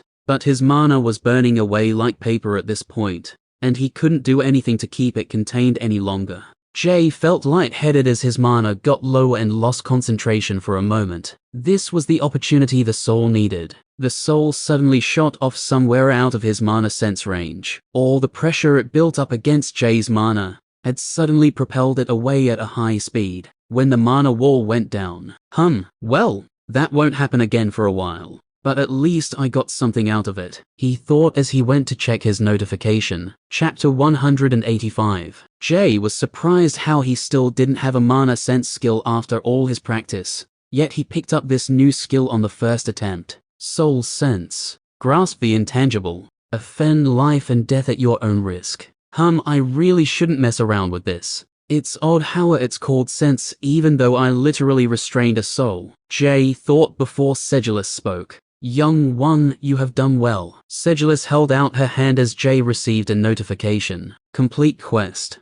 Yes/no. Jay immediately selected yes, his eyes glowing with anticipation. Quest complete, hidden quest, soul liberation. Gather soul stones and bring them to Sedulous. Progress, complete. Skill acquired, mind. Skill acquired, mark. Skill acquired, host. Fuck yes. Jay couldn't help but grin broadly. He didn't care about the soul sense skill anymore, as these are the ones which would help him now. Finally, all his hard work to do this quest had paid off. Young one, the spear is yours. I removed much of the curse. Sedulous gestured to the large black stone spear sitting on the table. To end the curse, you must stop the spinning of the Cryphex rings in the last pyramid. Another notification for a quest appeared, but Jay quickly accepted it and ignored it, right. Now he just wanted to check out his new weapon. Its design was simplistic and angular with refined, flat edges. Jay could tell that it was made by an experienced craftsman,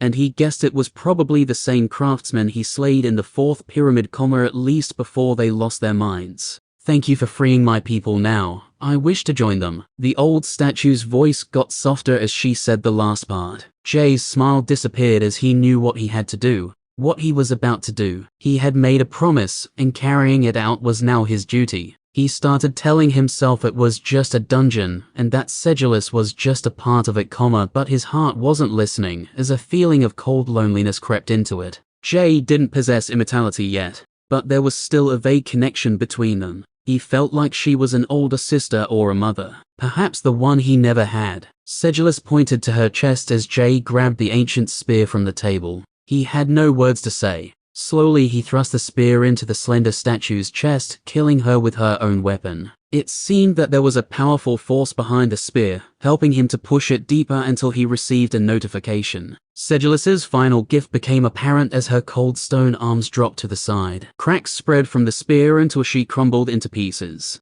Level up. Jay still would have needed 9,000 experience to level up, and he quickly realized this was a final gift, as it wasn't promised in the quest rewards at all. Thank you, Sedulous, Jay whispered, sensing a presence slowly drifting out of the statue's remains. Instead of trapping it with his mana, he gave it a gentle push upwards, and a sense of peace and relief filled his heart. Jay wondered if that was what the soul was feeling, and if he somehow sensed its emotions. He couldn't be sure, but in the end, he was glad. Now that he could analyze the rewards, he started with the spear. Knowing War Spear, cursed, unknown material. 16 damage, two-handed. 9 damage, single-handed. Curse, weapon is weakened until the curse is removed. Curse, 50% less damage when wielded by non-constructs. Curse, locks skill. Curse, locks skill. Damn, that curse is strong. Jay pursed his lips, checking over the 50% damage decrease. He realized it would still be useful in his skeleton's hands, as they technically counted as constructs. Jay realized he could still make Red switch to a Zweihander roll, two-hander skeleton, but he decided to save the spear for now, and store it away in his inventory. He still needed the extra protection after all. As for the skills the spear had, there was no indication if they were passive or active, so he would just have to wait and see. Now, my new skills, he smiled as he began to go through them. It had been a while, so he mostly forgot what they did, he just remembered they were useful. Mind, level 1. Craft a rudimentary sentience. Form a basic mind. 25 mana. Mark. Use your mana to mark an enemy or object. A bond will exist between you and the mark. Mark is undetectable, weak, and invisible. Can place the mark using vision alone. You will know exactly where the mark is. 0/10 marks used. 1 mana to mark, decreases maximum mana by 1 until mark is removed. Host, level 1. Project your mind into your own constructs. Control them as if they are your own body. 1000 meters maximum projection distance, 0.6 me. 5 mana per second. Doubles for every 500 meters projected. Awesome. Pretty heavy mana usage, but I'm sure they will all be useful, Jay thought. He could already imagine marking a gold coin to find out where a treasury might be hidden, or marking that brat Matheson to one day execute divine justice. Sure, it would lower his mana pool, but the benefits outweigh the costs. As for mind and host, Jay decided to try the latter immediately, as he pictured red and used the skill. Immediately, everything went black, and he felt a sense of weightlessness, then, suddenly the world reappeared again from Red's perspective. To his surprise, everything was black, white and different shades of grey. There was no color at all. The next thing that stood out was that there were no shadows. Instead of the pitch-black corners of the pyramid, they appeared as simply being dark. Must be the shade vision skill of the skeletons, Jay said, but all that came out was a chattering clicking sound from his skeleton jaw moving.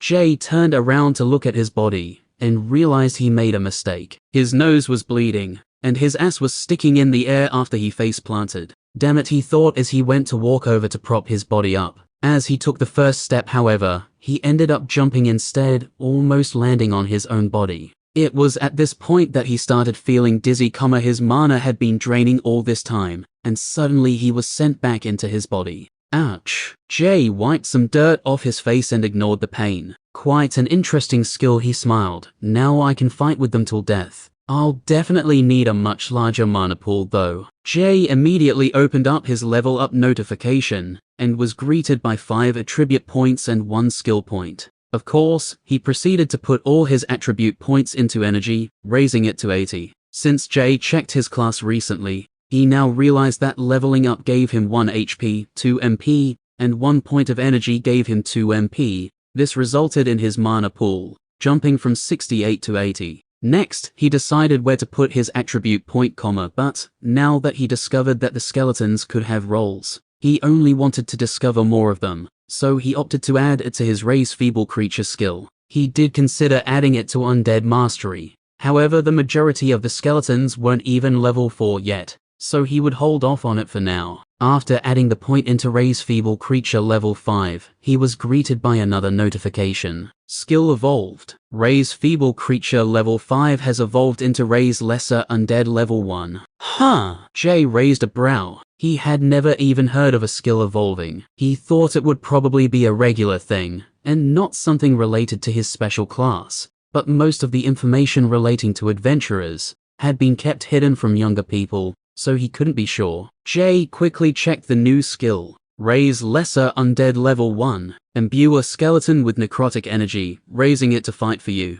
HP, 30. Damage, 5. 5/7 raised. Raise a rise. 5 mana plus 3/ level of creature. Awesome, 2 more skeletons. Jay grinned. So I'm guessing the skill evolved when it hit level 5. He guessed as he pulled more bones from his inventory. Without any hesitation, Jay summoned 2 new skeletons, unfortunately his mana was still too low to summon 2 of them, as he did just use most of it using the host skill. His mana had only just reached up to 5 when he summoned the first new skeleton, and he was already regretting it as he felt some dizziness. The skeleton formed as usual, but Jay immediately realized another aspect which made this evolved spell great. It used human bones. The new skeleton was still smaller than the others, but taller than a feeble creature. Its human skull came up just below Jay's shoulder as it stood there, ready for his orders. Finally, I don't need any more of those stinking marsh rat bones. That actually works out great because I have an almost unlimited supply of Helvetian skeletons. He smiled lightly. Jay was glad he wouldn't have to return to the stinking swamp anymore. He still needed teeth for his unstable teeth spell,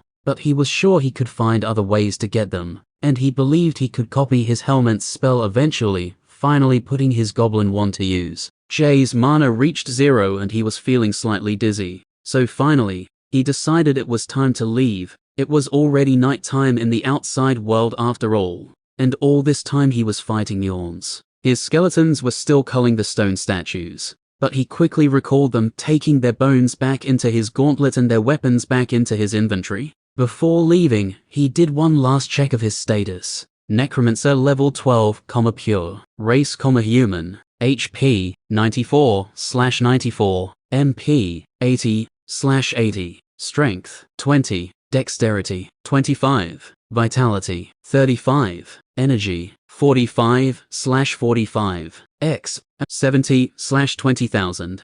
Skills, necromancy skills. Raise lesser undead, 1. Summon bone helminth. Shell restoration, 1. Unstable teeth, 2. Host, 1. Mind, 1. Undead mastery, 3, passive. Necrotic sense, 1, passive. Scrimshaw, 3, passive. Soul sense, 1, passive. Shift, living. Blueprints, transplant, amputation. Uncaring rip, pitiful mortal. Other skills. Mark. Asklin, equipment. Dagger proficiency, 1, passive. Poison resist, 11%, passive, equipment. Running, 2, passive. Stress response, passive. Sword proficiency, 1, passive. Class utility, passive. Research. Chimera research, 17%. Immortality research, 5%. Skull shield projector research, 32%. Dreadman turret research, 22%.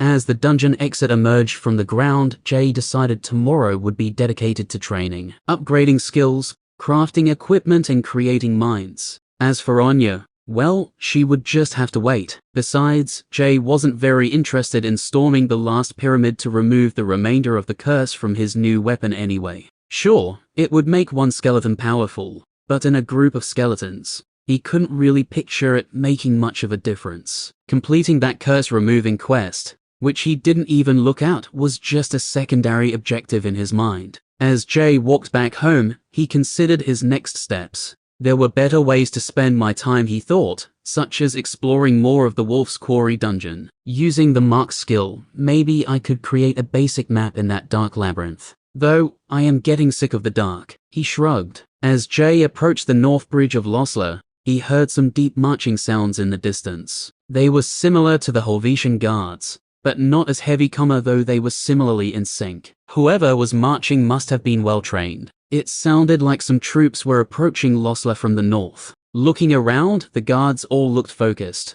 but not like they were ready for battle. It was more like they were getting ready for their commander to walk by. Their uniforms all looked perfect and unwrinkled as if they had never been worn.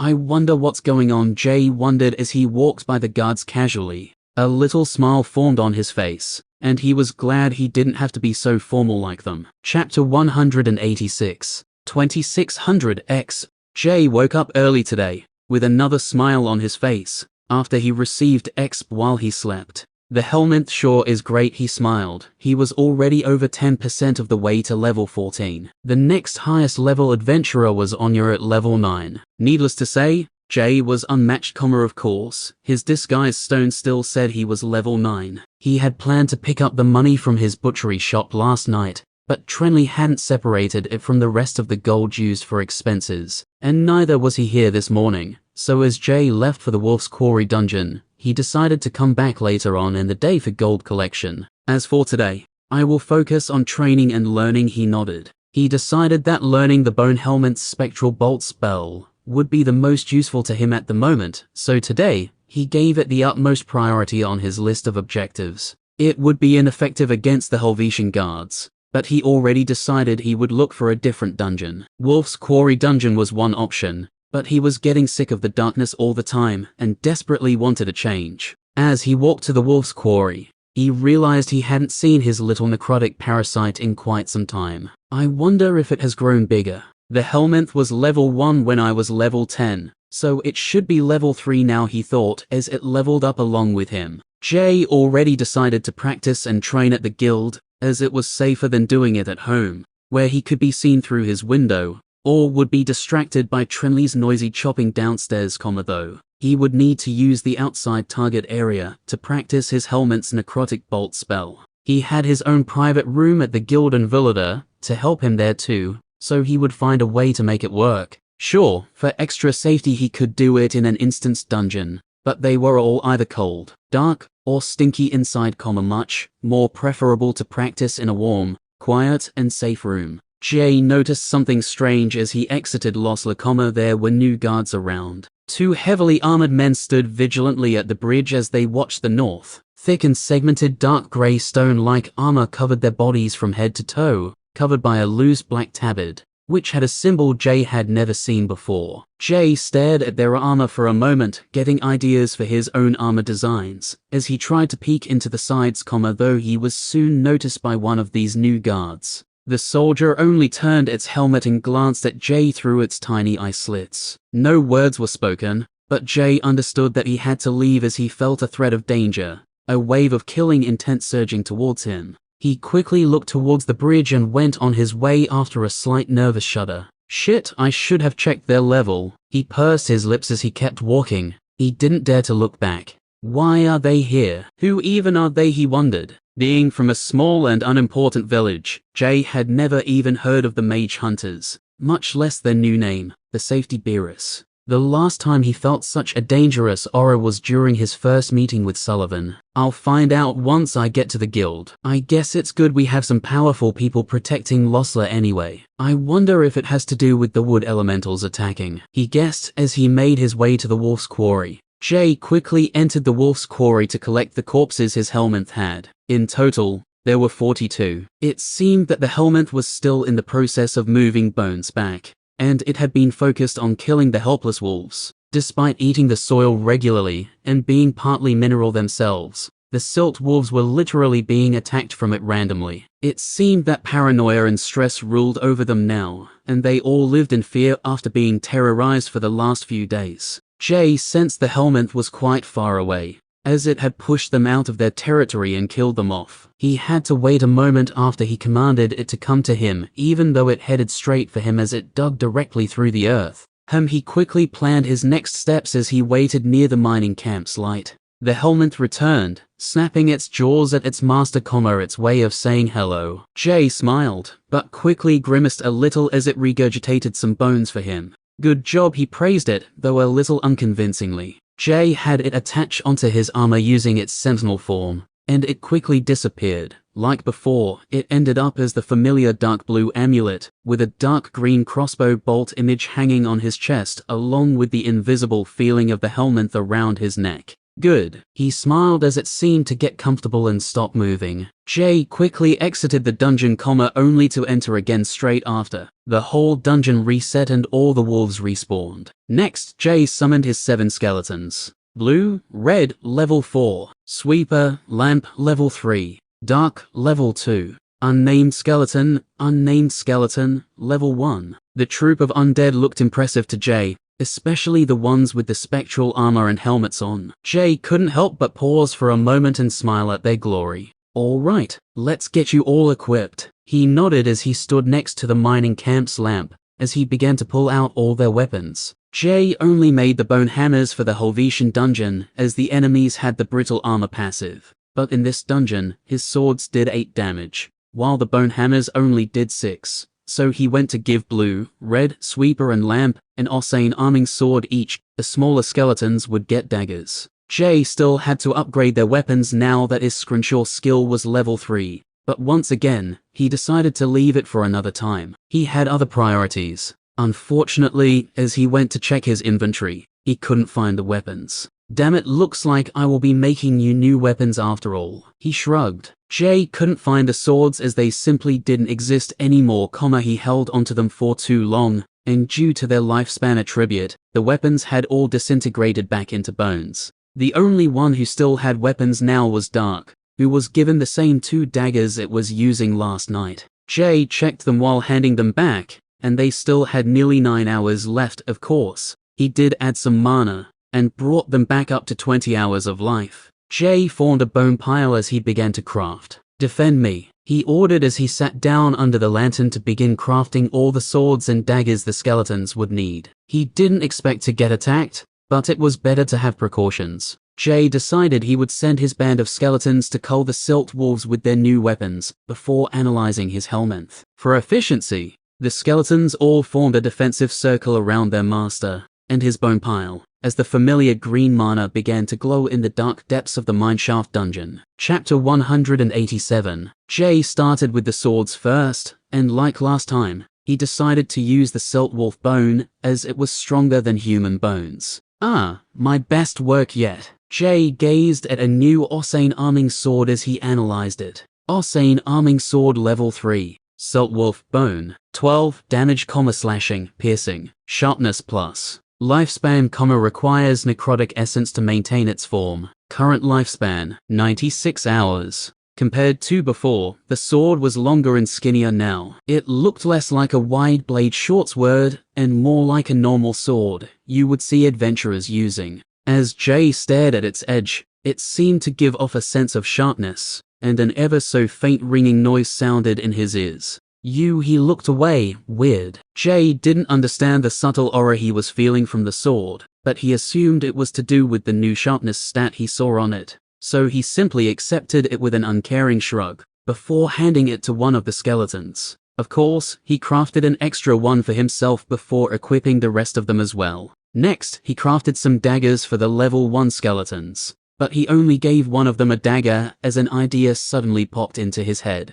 He made another sword with a longer grip, and gave it to the level 1 skeleton. The skeleton happily grabbed the bone sword, but was forced to use 2 hands to dual wield it, as it was a little too large for it. You'll be my first Zweihander. Jay nodded, anticipating its role selection when it would hit level 4. Since only 4 of the skeletons had armor, Jay considered making armor for all of them, though after some consideration, he decided it would take too much time and too much mana. After all, he did have other priorities today, though he paused as he realized something. What if he scratched his chin as a fire seemed to suddenly light behind his eyes? If there is a class associated with wearing armor. The more he thought about it, the more he smiled, and soon a devilish smile formed on his face, and his curiosity drove him for the next few moments, as he immediately began to craft armor for one of the smaller skeletons. The new armor was smaller to suit the level 1 skeleton, but just as thick as the spectral armor of the level 4 skeletons,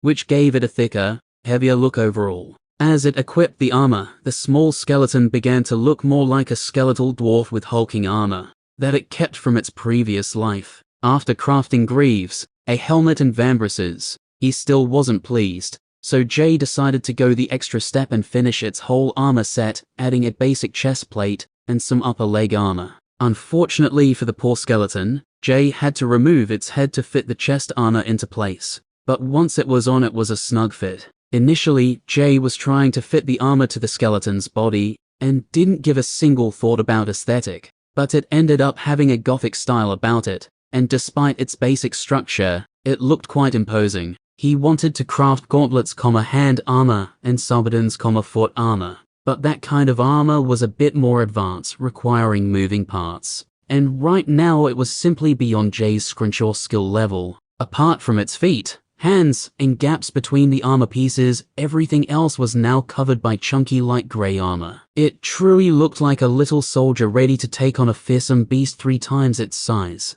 Jay smiled. With enough time I could cover it completely, and no one would even know it's a skeleton. Well, I guess it depends on what the analysis skill tells them, he thought. I wonder if Anya analyzes blue. Would it tell her its name and percentage health, or treat it as a monster and tell her everything else? Jay decided he would ask her when he next saw her, so probably not long, as he was headed to the guild anyway. After its upgrade, the skeleton's green, hungry eyes peered out from behind its T-visor as it seemed to want to test out its new armor, perhaps even more than Jay did. These level 1 skeletons had not had the privilege of fighting monsters yet, and that seemed to only add to their slaying spirit, their war fervor. However, Jay wasn't quite done with upgrading his heavy infantry skeleton. Unlike the Zweihander skeleton, this one still had a hand free, so he created one last item for it. Before their eyes, a kite shield formed. It was slightly too large for the level 1 skeleton,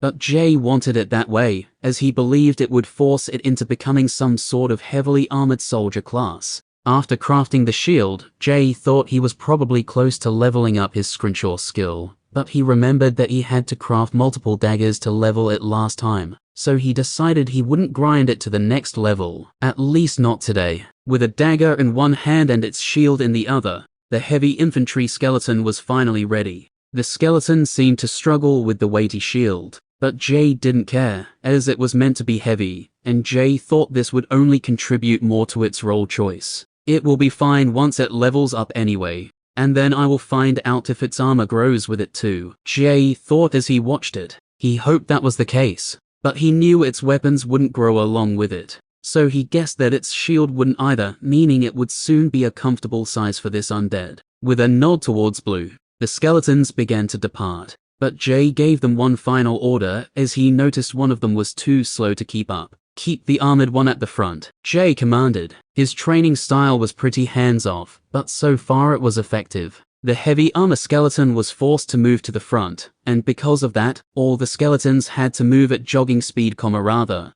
than at their speedy sprinting speed like usual. Good, Jay nodded, seeing his skeletons leave in an orderly march. Jay watched them pass along the silent river and head into the darkened tunnel. Before venturing deeper into the mine, he had a proud smile on his face as he watched his soldiers carrying out their duties. All right, no slacking, he said to himself as he willed to exit the dungeon. Jay decided to leave the bone pile in the dungeon in case any of the skeletons leveled up or needed to heal, using their bone eater skill, though. He knew he would have to come back at some point, as the level 1s didn't come with the recovery skill. Still, they were only here to get him experience, and possibly some more silt wolf bones too. Jay made his way to the guild, periodically practicing his mana sense skill along the way. As he got back to the path and walked through the rocky outcrops, he noticed more of those black guards standing outside the guild entrance. Damn, more of these guys. Jay frowned lightly as he slowed his steps.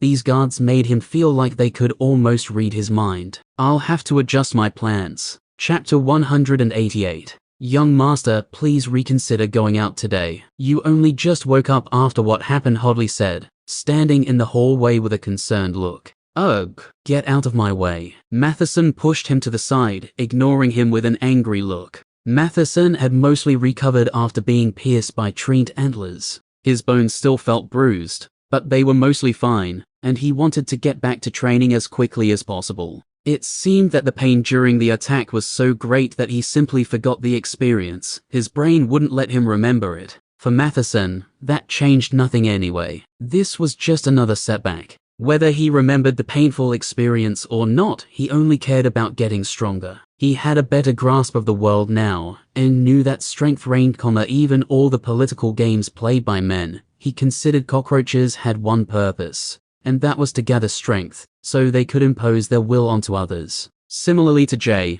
he wanted freedom too, though admittedly of a different sort. As Matheson left the gate of the mansion, he noticed a black guard. He immediately turned around and went back to grab Hoadley by the collar, who was still following him around, begging him to rest. Why are the mage hunters here? He glared at Hoadley like a wolf ready to strike. Matheson thought he wasn't important or strong enough for his father to send a mage hunter to guard or imprison him, but neither did he think he would be exiled to Losler in the first place. It seemed that something big had changed while he was recovering. Young master, I did some investigating, but I shouldn't tell you here, please. Come inside and have some tea. Hoadley let out a nervous smile. Matheson glared at him with disdain and grunted, letting go of his collar and walking past Hoadley back into the mansion. Hoadley quickly followed after. They both entered into a private room, and Hoadley quickly told Matheson everything he knew from his information-gathering efforts, which was actually just asking a mage hunter some questions and providing a large sum of gold. It's probably why there was still a mage hunter loitering around their mansion, to get more gold. After listening for a moment, Matheson understood everything, at least everything that Hoadley understood. So, they're looking for something powerful. He nodded as if he was deep in thought.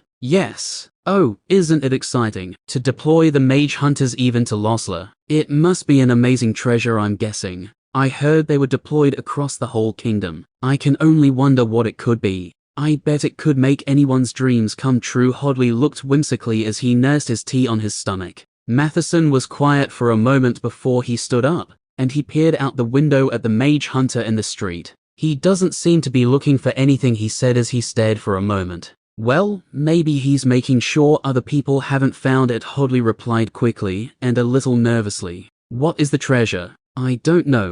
I only know that it's powerful." He wouldn't say more than that. Matheson looked for a moment longer before making a decision. "Fine, I will stay until lunch, but no longer," he sighed. "Very well. Thank you, young master." Hodley bowed as he left the room, even though Matheson wasn't even looking at his formal display anyway. Matheson quietly remained at the window, his eyes fixed on the mage hunter outside as another passed by. "Seems like they're creating guard and patrol routes," he thought.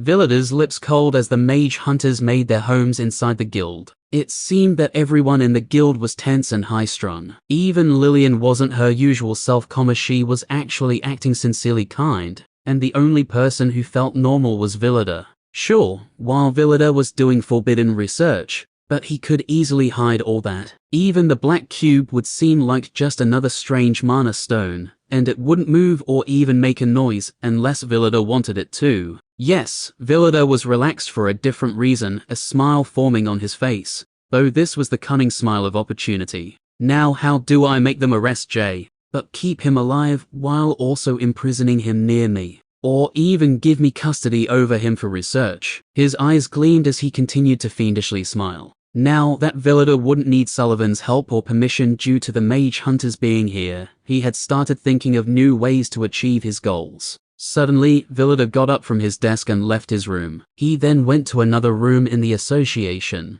where he knew some of the higher-ranking mage hunters were having a meeting. 2 black armor guards stood silently outside the door, and Villida quickly stood at attention before them. Ex-Research Division 3, Subdivision 8, Materials Analyst Number 32, requesting a hearing. The mage hunters didn't move, but after a moment, its helmet tilted forward and looked directly at Villida, immediately making him tense. "Granted, 20 seconds. A husky deep voice came from somewhere within the armor as the helmet looked upwards again. Villida knew what this meant and patiently waited in the hallway. After exactly 20 seconds, the mage hunter suddenly took a step to the side with a heavy thump as its foot landed, revealing the door behind it. Villida knew this was his cue to enter. While focusing on keeping his breathing calm, he slowly turned the handle. As he stepped inside, Villida felt even more tense. Despite being a powerful mage, he felt like he walked into a room of wolves, each of them having the power and authority to execute him on the spot, and with relative ease at that.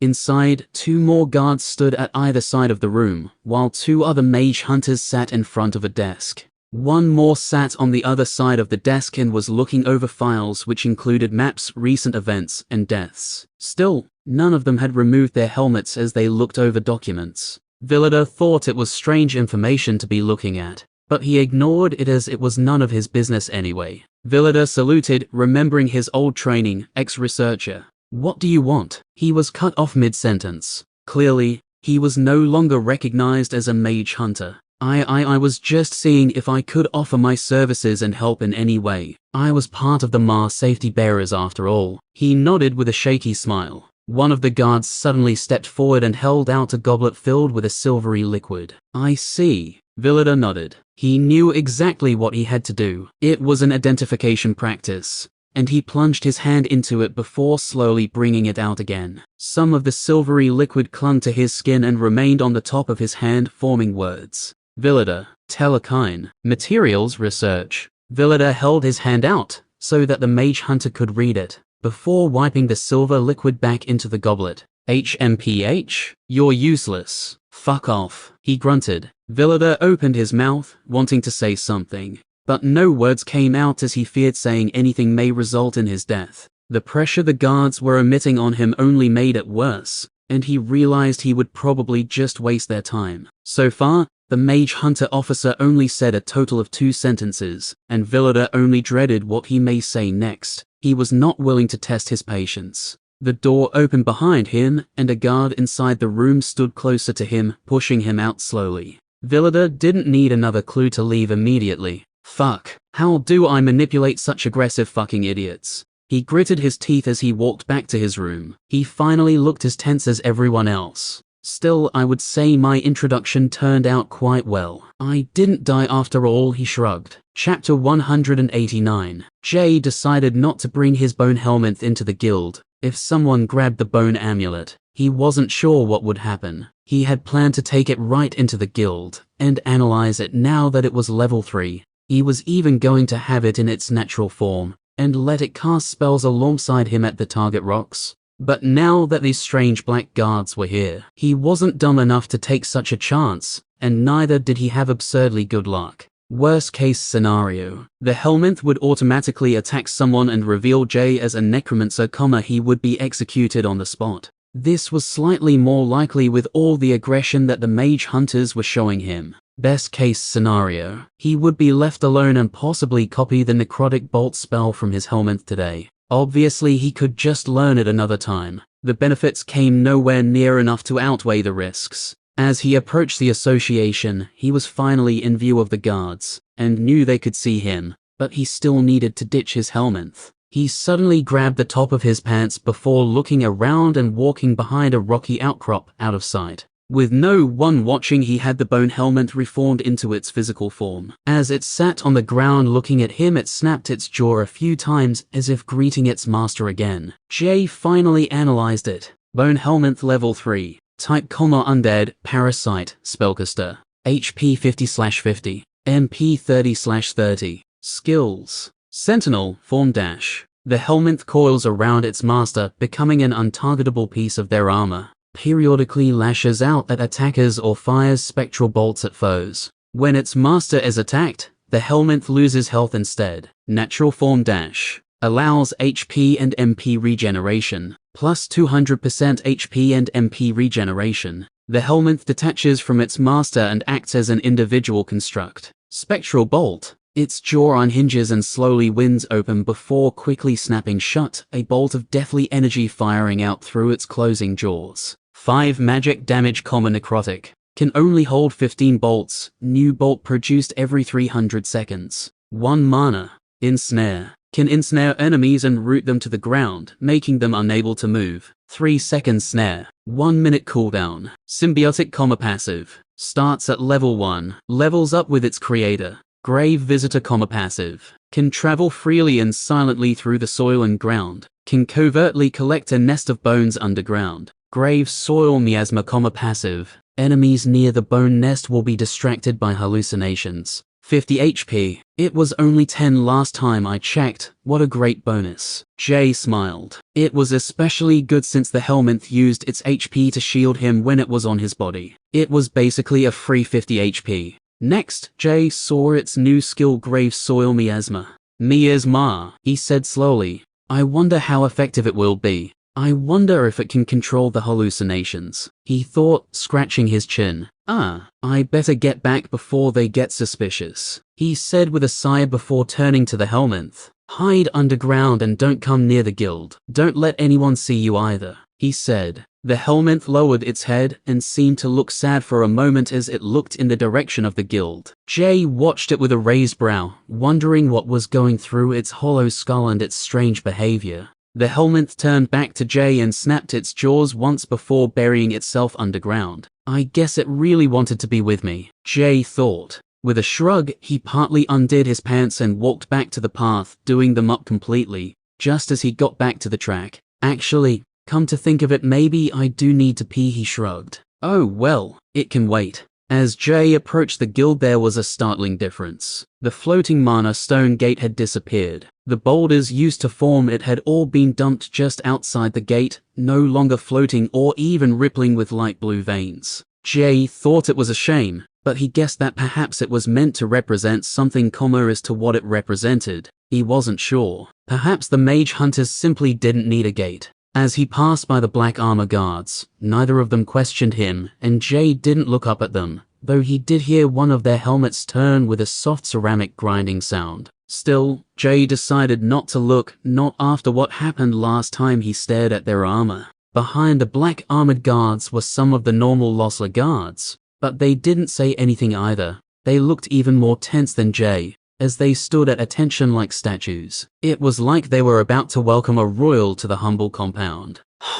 I guess I won't be asking them who these guys are, Jay thought as he kept walking. He kept walking past quietly as he went to ask Margaret. Beyond the gate, the courtyard felt completely different. There were no adventurers practicing, none passing in and out of the guild to trade, and none of the usual lively atmosphere. It was eerily quiet, as if the whole place had been abandoned. Lara, the portal is almost ready. Another hour and I can activate it at any time. Have you heard anything at the guild? Lannister asked as he formed mana into glowing golden glyphs around the stink rat marsh. Lara was holding an invisible crystal, while a blue string of mana went from it into her wrist. Not yet, she frowned. Lannister nodded and went back to forming the glyphs and runes. Damn, why didn't he return to the guild last night? That would have made this so much easier, she thought as she shook her head. While monitoring the guild with her ears, she was monitoring the forest with her eyes, but also with her mana too. As a gravity mage, she would be able to detect changes in the gravitational field. If any of those mage hunters in the heavy, thick armor ventured closer, the heavier they were, the easier they would be to detect. Thankfully, the mage hunters hadn't yet started scouting the surrounding forests. Many of them were resting from the journey, as well as setting up guard and patrol routes. Thankfully, there were not many adventurers in the guild today, so there wasn't too much background noise. A few moments later, she narrowed her eyes. I hear someone now. I can't tell if it's Jay though. I'll switch over to the one we left in his room. Chapter 190. Walking into the association, Jay glanced at Margaret. She glanced back at Jay without a smile or a hello, and quickly went back to her notes. Jay was glad that she wasn't replaced by a black armor guard, but she was acting very differently, and Jay decided to mimic her distant and detached behavior. Hello, who are these new guards? Jay approached the desk and asked quietly. Margaret didn't look up for a moment, and Jay thought it was quite rude, but he soon understood why. These are the safety bearers. They protect us from people who become monsters or get dangerous classes. Isn't it good that they're here? She said, stressing the words dangerous classes. We're safer than ever, she added. Jay stopped his breathing for a moment as he knew they were both being watched, and that this was a warning. He was one of such monsters which would be hunted by them, and since Jay knew her, it was clear to him that she didn't believe those words at all. He quickly thought of something innocent to say after nodding for a little too long. Oh, good, but doesn't that mean there will be a monster coming? Well, if it does, I'm sure we'll be in good hands. Anyway, I have work to do. So what do you want, adventurer? A slight smile appeared on her face before it disappeared just as quickly. Nothing else thanks. Jay tried to say as casually as possible. She probably doesn't want to talk much around them, he thought as he walked to the hallway. And showing me any favoritism or friendliness might be suspicious, I'm guessing. Jay had to pass by another guard as he walked to his room, and as he walked by, he tried to keep his breathing as calm as possible. Now that he realized these were soldiers specifically equipped and trained to hunt and kill people like him, they had a completely different feel about them. If they flashed killing intent at him as an innocent civilian, they would definitely not hesitate to execute him on the spot, if he was any sort of threat. He felt like each of his footsteps were way too loud as he walked down the wooden hallway past the guard. Finally, he reached his room, and after he closed the door, he couldn't stop himself from breathing more quickly and feeling dizzy. He almost felt like his face was red, but there was no way to tell. He was having a mild panic attack. He leant against the door for a moment as he got his breathing under control. I need to leave Losler, he whispered to himself. But first, I need to calm down and think, he thought as he sat on his bed and began to try and control his breathing. As he calmed himself down, he noticed an envelope on the bedside table.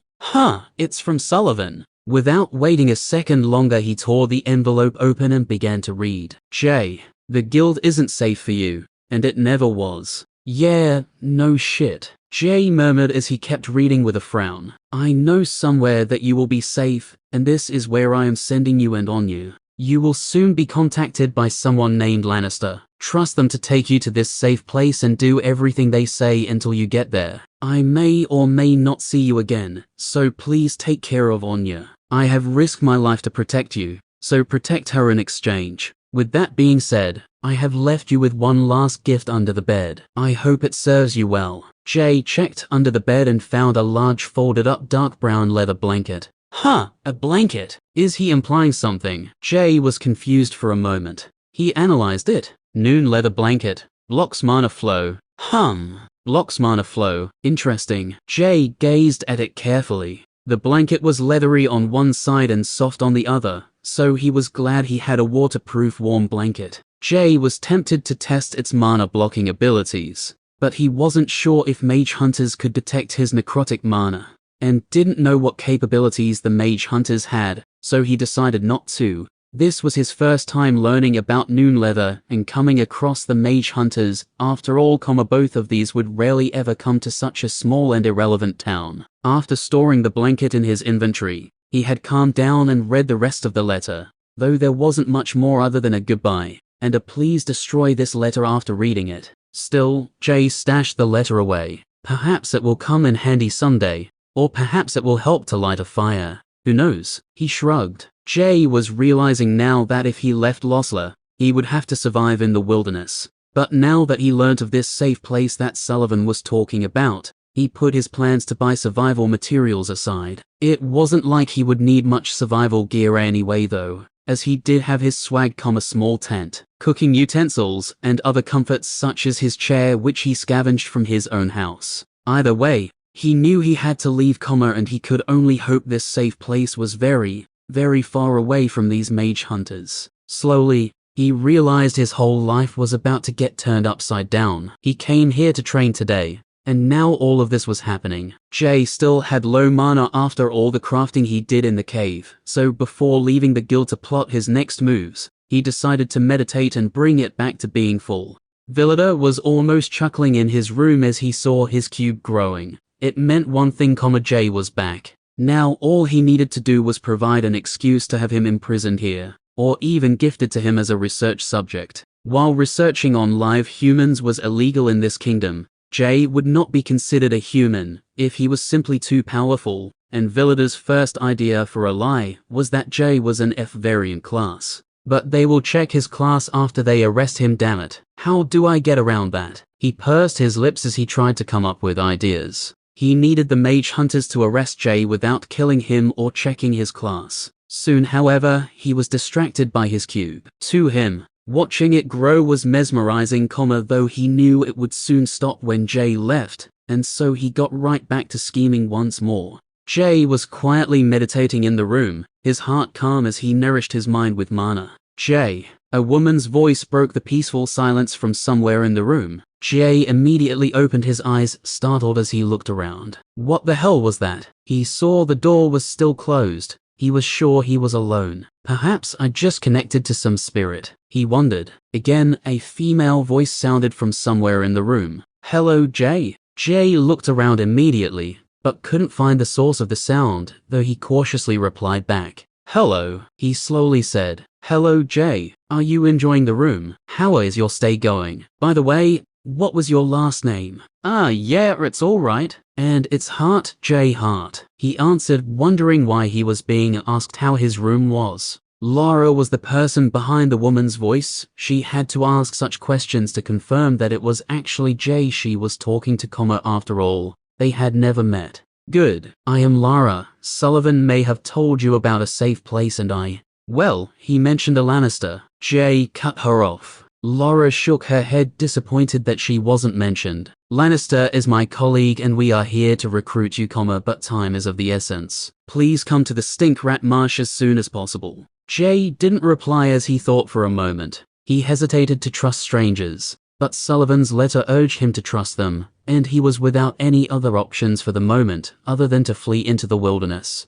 I'll be there. He bit his lip and sighed as he replied. Come as soon as you can. Also, grab the items I left under your pillow. You'll need them, right? He nodded as he tossed his pillow aside. He found a strange hexagonal silver ball which had polished sides. Each of them were like tiny mirrors. The other thing he found was a purple crystal. Add mana to the crystal until it disappears. The voice said.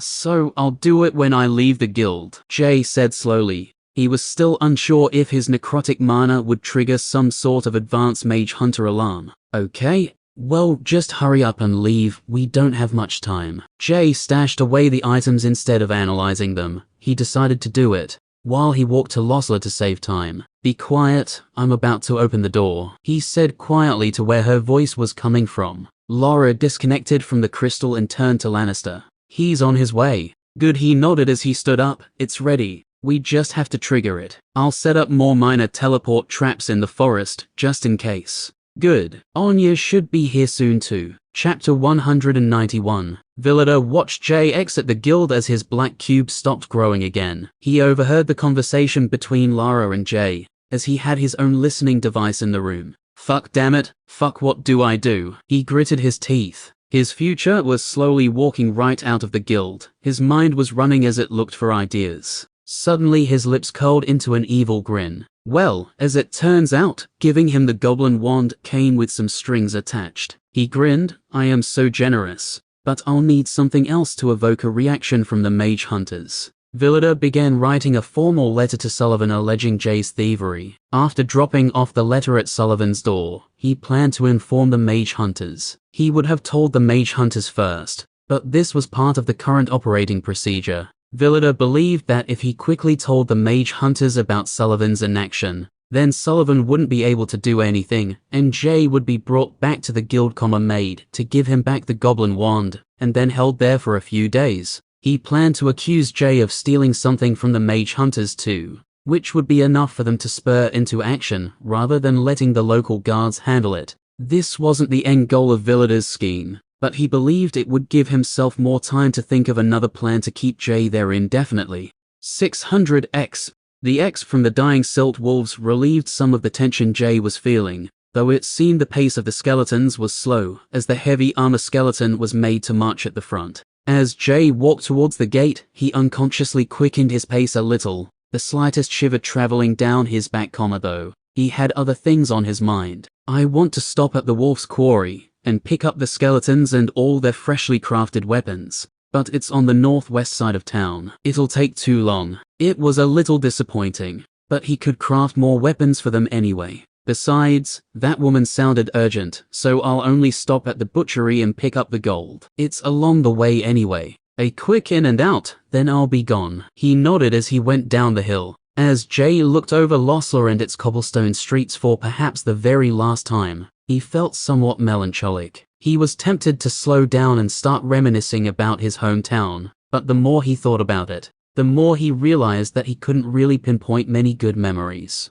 In Losla, his life had just been a constant struggle as he worked by himself as an underage butcher, and then as a dangerous adventurer when he received his class. No one had seemed to ever care about him. This realization, however, almost felt freeing to his heart. Oh yeah, he thought, realizing that his life in Losla had kind of sucked. Actually, fuck this town. I can't remember the last time someone helped me with anything. He sped up even more as he walked. People were buying my meat and never so much as cared that they were buying it from a child. I even gave discounts to those in need. And sure, some would smile, fewer still would ask how I'm going, it seems like no one really cared. When I became a higher level, people started looking at me, but hardly anyone approached those who did only wanted a favor. He pursed his lips. I think I'm just about done with helping others and receiving nothing in return. I won't be like that anymore. Besides, now that I'm getting stronger, people need me, and I don't need them. He nodded. As Jay walks out of sight of the association, he finally checked the items he found under the pillow. Warp Disruptor, charged. Prevents warp teleportation and trance reality effects. Requires mana to function. Current charge. Can disrupt, 7 times. Anti-teleport, strange. Why would they give me this? It didn't really make sense to Jay. Wasn't he supposed to be leaving today? If anything, he expected something to help with teleporting, rather than to block it. With a shrug, he stored it away anyway, and checked the purple crystal. Stealth shard, attuned, uncharged. Can be attuned to another stealth shard, forming a connection. Exchanged senses, activated when charged with mana. Exchanged senses, no longer visible, but can now communicate. Next, he began to add mana to the purple crystal. Cool, he watched as it became black and then vanished from sight, though he could still feel its weight in his hand. For some reason he almost felt dizzy while holding it, but seeing nothing. It was like his brain couldn't make sense of it, so he looked away. "Hello," he spoke right into it. Thankfully he did everything correctly as Lara responded shortly after. "Hey Jay, store the crystal in your inventory, and you should be able to hear my voice in your head. To talk back to me, you will need to take the crystal out again though." "Got it. I'm on my way now unless you have any other instructions." He then stashed it away as Lara said nothing in response. As Jay approached Losla he saw more of the black guards. There were a few other villagers walking around the streets now, so he felt safe trying one of his new abilities, Mark. When the guard had their back turned, Jay stared at him and thought Mark in his mind. Suddenly, a long red strand of energy grew out of Jay's body and attached to the guard. Shit, Jay paused in shock, seeing the large red strand between him and the guard. He thought this was his end. How could the skill say undetectable and do something as flashy as this? As Jay watched though, people seemed to ignore it though. They kept going about their business as if nothing was happening. Some of them even walked right through the strand, passing harmlessly through it. Jay sighed in relief as he realized only he could see it. Thankfully the mage hunter didn't turn around either, so it seemed that it truly was undetectable. Slowly, the red strand left Jay and coiled around the guard before disappearing. Jay kept walking past as innocently as he could, but now there was a difference. He could sense the guard. Similar to his necrotic sense skill, he knew exactly where the guard was even while he wasn't looking at him. While couldn't sense which direction the guard was looking, he was nevertheless satisfied with the skill. Besides, 1 maximum mana to track an enemy was an excellent trade-off. "I guess it would be 10 mana if I used all the marks, but that's fine." He nodded with a sneaky smile. As Jay looked over the mark skill, it was now at 1/10 marks. He realized the skill didn't have a level, so unfortunately, he could only have 10 active marks at once.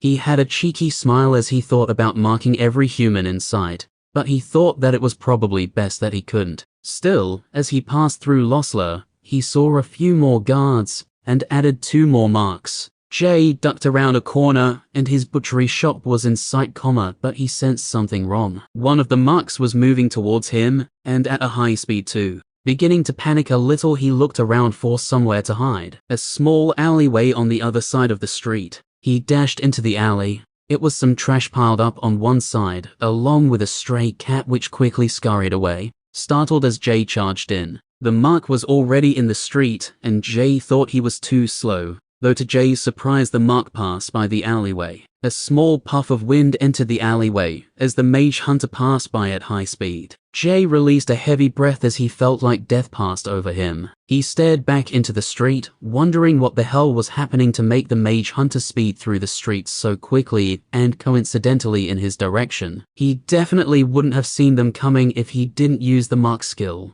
But even with the warning, it wasn't enough to evade. He was simply ignored, as it seemed the mage hunter had other priorities. He sensed the black guard speeding down the street, so slowly, he crept to the end of the passage and peeked around the corner. He expected it to be out of sight by the time he got there, though it seemed that it suddenly stopped. Jay hoped it was a mere coincidence. The mage hunter stopped right outside of his butchery. Chapter 192. I have a crime to report, and it seems that the guild leader doesn't care, so I am bringing it to you. Villador gained another audience with the mage hunter's though. It cost him gold this time. After attempting his persuasion, he noticed they simply didn't care, so he was forced to add a riskier lie. It seems he has stolen one of your gambesons from the guild laundry area too. It was a reasonable lie, as the guild had been gifted with laundry duty for the mage hunters. The mage hunter slammed their fist down on the table, causing a shimmer of mana to travel across it as the table was reinforced with magic. The mage hunter officer stared at Villador for a moment. Waves of killing intent quickly filled the room, and almost made Villador feel like he was suffocating. The mage hunter seemed like they wanted to sentence the thief to death. But now Villador had to spend the next few minutes trying to defuse the mage hunter. He wanted a strong enough reaction so that they would bother with arresting Jay, but not so strong that they would execute him. It seems that Villador miscalculated. Still, Villador had the gambeson in his inventory, so he could simply find it again and say it was misplaced. As for the other stolen item, well, Jay still had the goblin wand which was originally a gift. Villider thought that his ex-mage hunter status, along with Jay having stolen his goblin wand, would be enough to gain wardenship of Jay. Villider was then removed from the room, unsure if they were going to act at all. Such was the nature of the mage hunters. Jay remained staring from the alleyway, as the guards suddenly saw Jay's butcher shop. Their boots cracked up parts of the cobblestone street as they stopped their momentum immediately. What is he doing? Crash. Jay had to stop himself from yelling as he watched on in horror. The guards suddenly jumped right through the front window of his shop, his house, shattering the glass, and leaving a large hole behind. Another mage hunter showed up shortly after, and didn't even need to kick the door open, they simply ran through it like it was paper.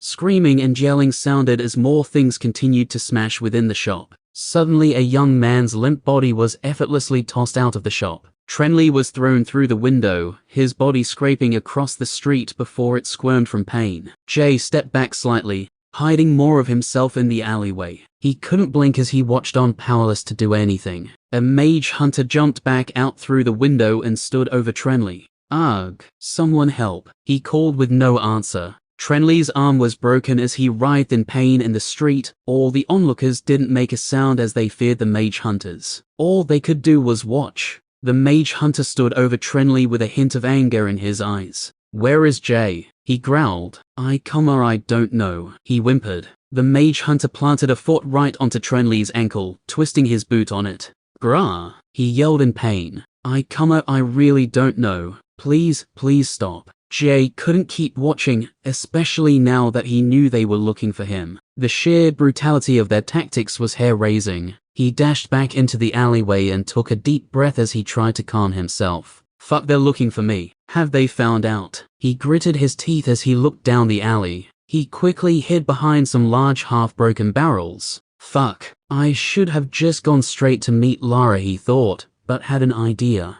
Maybe Lara can help. Jay quickly pulled out the invisible crystal. "Lara, the mage hunters are looking for me. They broke into my house when I wasn't home. I'm still in Losler."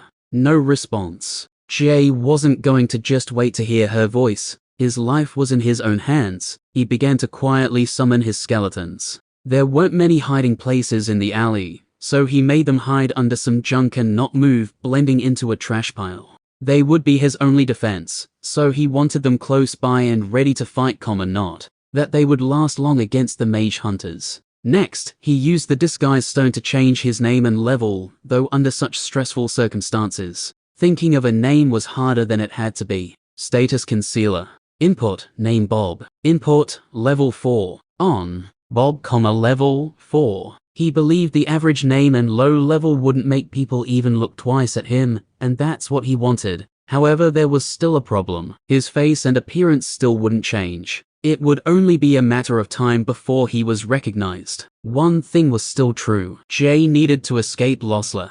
Adventurer Association, Losler. Boom. Villider's door was suddenly blown off its hinges and turned into splinters of wood and dust. Despite the intense energy, Sullivan entered with a calm demeanor, though a raging savage was hiding behind his eyes. "Villider, I received your letter, and I heard the mage hunters are going to arrest Jay. What is the meaning of this?" His voice was as smooth and cunning as a vampire. Villider sneered. "He's a little thief. I requested that they do something about him, since you have done nothing." Sullivan didn't fall for Villider's trap. It was clearly a betrayal, and there was no use convincing someone who was lying to your face. Sullivan's eyes glowed brightly, and Villider's responded with their own shine, and for just a moment, some objects in the room floated before. Boom. The desk between them was turned into splinters. The wall behind Villider had been blown apart as his body instantly went from being normal to ruptured and bleeding. Villider gritted his teeth as he spat blood in anger. At the last moment, he shielded his black cube to save it from destruction. Sullivan's eyes narrowed on the cube. In a split second, Sullivan decided to take something dear from Villider. A kind of justice would take place. "Stop." Sullivan spoke, his voice no longer smooth and soft. Visible waves of air rippled from his mouth as he yelled. A force radiated from Sullivan, and the rest of the objects in Villider's office were pushed out of the broken wall, turned to dust or crushed under the pressure. Everything was in ruins. Villador froze for a moment. His body told him not to move a single muscle as he froze in fear, obeying the spell shout. Sullivan walked towards him and grabbed the black cube from his hand. Villador's eyes bulged in fear and disbelief, his body trembling with anger. "This seems important to you," Sullivan said smoothly, looking at the cube. Sullivan's face twisted in a flash of anger, and suddenly, he threw it out the window with such speed that it caused a whistle in the air. Villador's eyes were red as all he could do was watch. Sullivan's adventurous strength caused it to travel far beyond the walls of the guild. Heavy footsteps came from the hallway.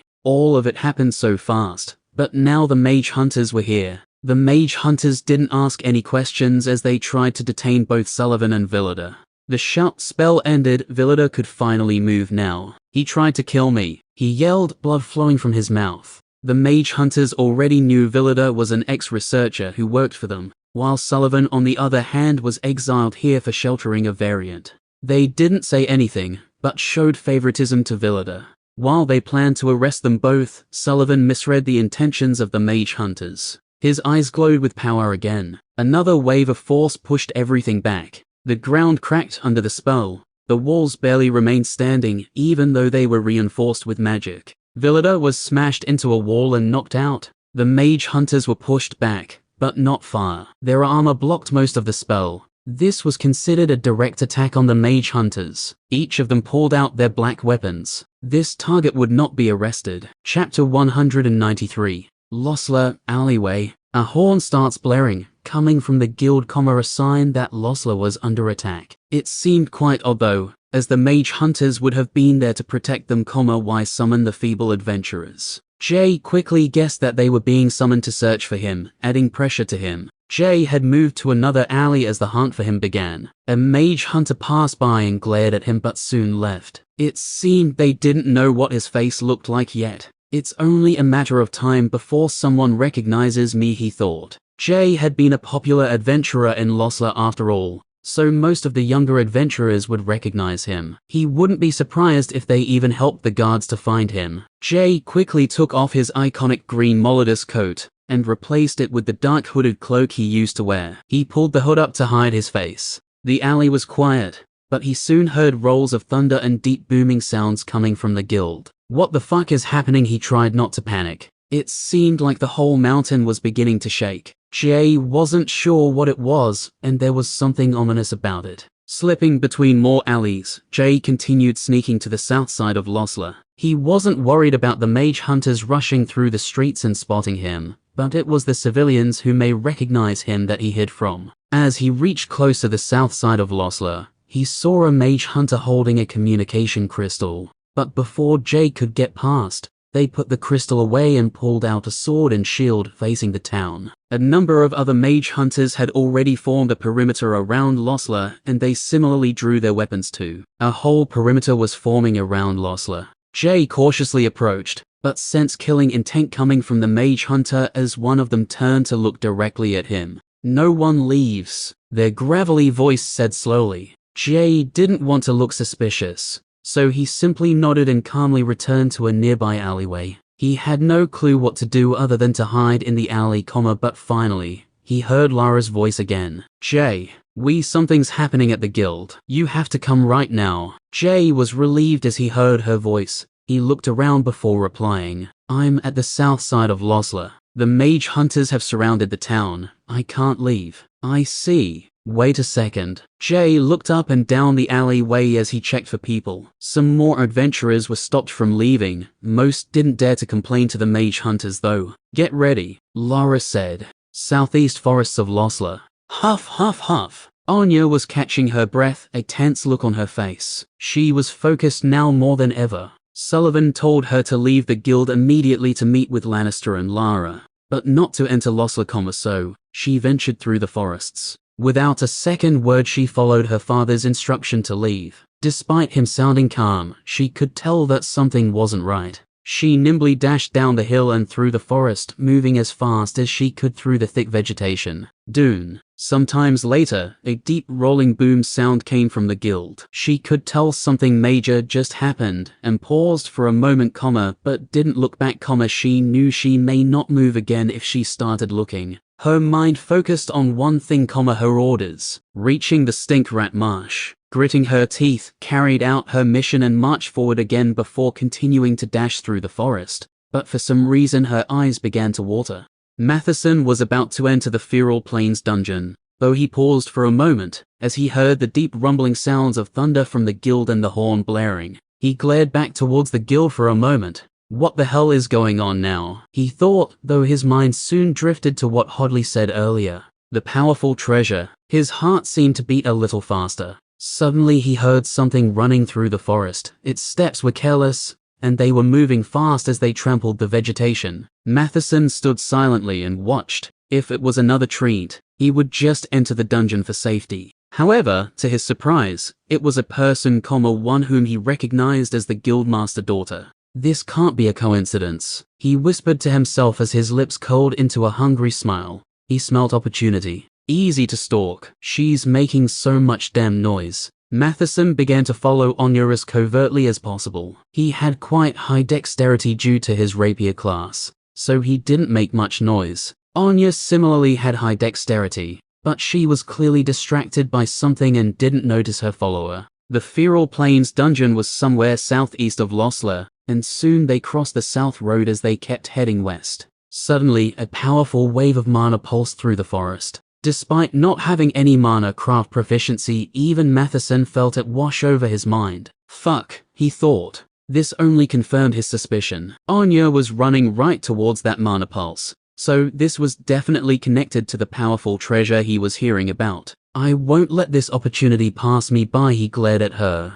I will grasp it and hold onto it until my fingernails rip out, he zealously thought. Matheson prepared himself mentally to steal whatever powerful treasure could be waiting for him, and he didn't care who he would have to trample along the way. Chapter 194. A few minutes earlier, Stink Rat Marsh. Lara just found out that Losler was surrounded by the mage hunters. I see. Wait a second, Lara said to Jay as she turned to Lannister. The mage hunters have surrounded Losler. They won't let anyone leave. Okay, we'll initiate the backup plan. Jay has the warp disruptor, so he should be able to make it to us without a problem. Are you ready to do this? Lara stood up. All her usual playfulness and casual attitude was gone. She was ready to carry out her part of the mission as she nodded. All right, get ready, Lannister said as he turned towards the entrance of the Stink Rat Marsh. Get ready, Lara said to Jay through the crystal once more. Lannister began to trigger the magic symbols he lay around the dungeon entrance.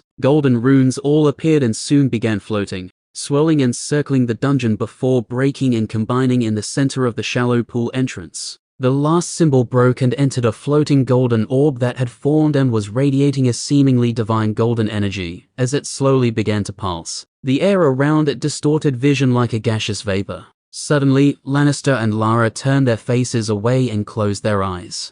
Whoosh! The golden orb suddenly exploded in a flash of light. A thick wave of mana rolled out from it and passed through everything around them before continuing through the forest. Once the golden orb has disappeared, a single point was left, a black dot in reality. The black dot moved upwards and tore apart reality as it cut open a line in space. The empty gap began spinning and formed a spindle shape. It crackled with dangerous energy as it built up unimaginable speed, and suddenly, it opened up into a circle. The familiar silvery flat surface greeted Lannister, who smiled back at his own reflection. Another successful portal to mirror reality 34 was established. However, for safety precautions, this one would only let a certain number of people through before closing. Lannister, Lara, Anya and Jay. Lara pulled out the communication crystal again to contact Jay. Losler, Owlie. What the fuck was that? A wave of energy washed over Jay's mind, and he instinctively looked in the direction it came from. The Stink Rat Marsh. Next, he heard Lara's voice again. Jay, you have to come now. This is your only chance. I'm sorry we can't do more. Thank you, Jay said as he put away the crystal. Peering back out of the alleyway, the mage hunters had just put away their communication crystals again, and suddenly, they all ran off in the direction of the energy signature. Obviously, whatever that was took priority over guarding this small town. The energy from the mana wave just now was more powerful than whatever was happening at the association. Jay remained focused as quickly sprinted out of the alley and followed the mage hunters towards the marsh. The mage hunters were much faster than he was, so he could run at full speed without fear of catching up. Jay followed along and could see them running further down the south road, but soon enough they were out of sight. South forests.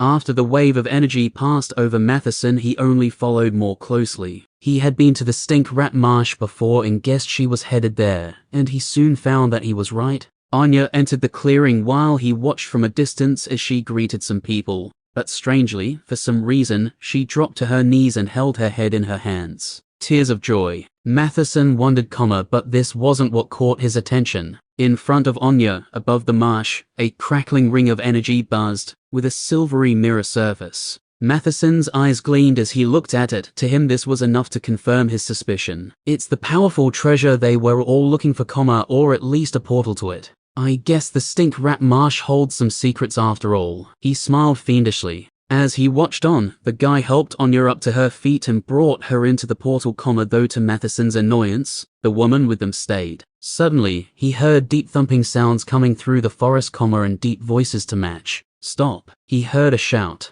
Surrender and your death will be fast. Another yelled, right before a small golden flash of light came from somewhere in the forest. Vrul. Matheson continued to watch as the woman responded to the flash. The trees began to sway and rock around her. They groaned in pain before being ripped out of the earth. The trees turned horizontal as they floated around her, dirt falling off the roots as they floated, suddenly like giant javelins. They were shot off into the forest. Boom, boom, boom, boom. The large logs pounded and impaled some other part of the forest, where the deep voices and more bright flashes of light were coming from. However, it wasn't enough. A mage hunter rushed through the wood as the woman. Similarly to the trees, the helpless mage hunter was quickly floating in the air and was tossed into the sky as easily as the trees were. Matheson was shocked at this magic. So far he believed he could take out most magicians, but against something like this, we would be powerless. I need to get stronger. Matheson looked on in awe. He didn't blink as he watched every moment. Next, another mage hunter rushed through, but for some reason the girl ignored them as her lips curled into a cunning smile. A part of Matheson wanted to call out to save the girl, but he held his tongue. Suddenly, a flash of light happened and the mage hunter disappeared.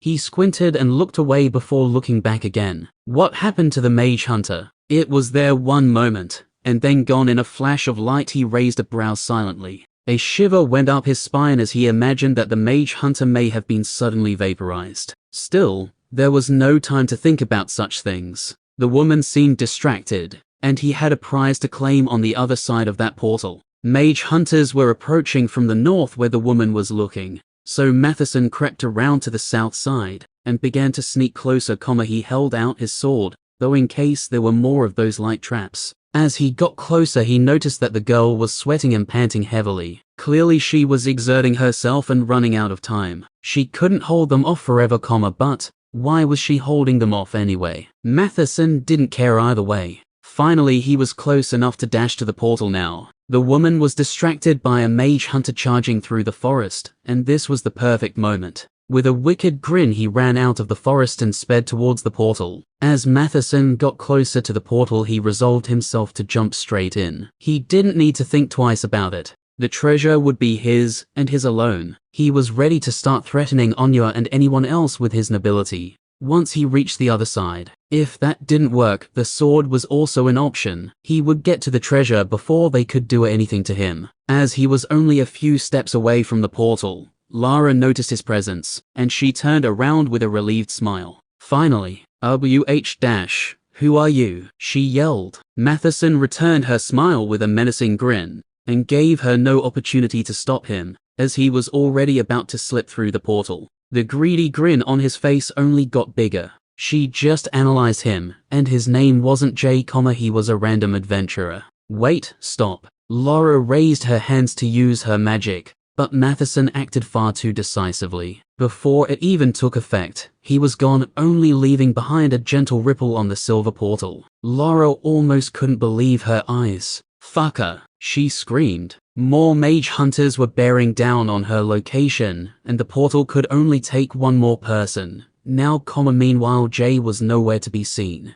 Grah! She gritted her teeth in anger. She had no reason to wait. Her only choice was to flee. She decisively took out the communication crystal. Don't come to the stink rat marsh. Flee, Losler. We'll find you, I promise. She sounded as desperate as she was angry. She used the last of her energy to send some more trees flying into the forest, trying to do as much damage as possible before jumping into the portal. After she went though, the portal swirled more slowly and began to get smaller. The energy dissipated quickly as it collapsed into a smaller sphere, then a black dot, before turning back into nothingness again. For a moment the forest was silent again. Chapter 195. Jay could hear deep thumping noises and see flashes of lights somewhere deep in the forest. He almost stopped running and looked in wonder as a mage hunter flew into the sky, before crashing down somewhere in another part of the forest. Suddenly he heard Lara's voice again, she sounded desperate and stressed. Don't come to the stink rat marsh. Flee, Losler.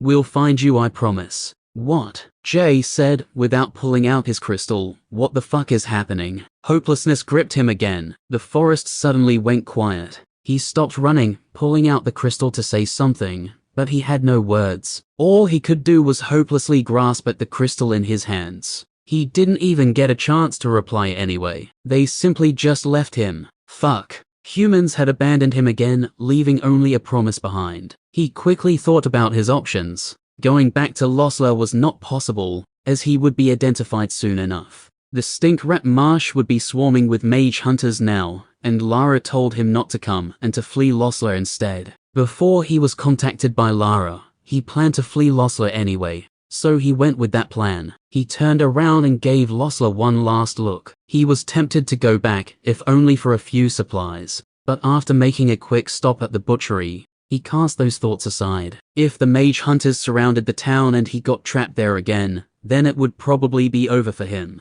The stink rat marsh was in the southwest, so Jay ran towards the southeast. He quickly left the dirt road before anyone would see him. Thankfully there were not many adventurers around, as they had been forced to wait in Losler. He assumed the mage hunters knew he was a necromancer, why else would they be looking for him? Of course, he didn't know that he was merely wanted as a petty thief, a lie weaved by Villider to trap him. As Jay ran deeper into the forest, he sensed the marks he had put on the soldiers, and it seemed they had reached the marsh and were spreading out now. At their speed, it seemed like they may even find him. A search party, he wondered. The forest was blooming with life as it came into the spring season. The bushes and foliage had both pros and cons. It slowed him down, but also hid him from sight. With all of this running through Jay's mind, he realized he had to take action. The marks were getting closer, their heavy suits of armor ignored the vegetation as they smashed through it. So he decided it was now a necessity to throw them off his trail.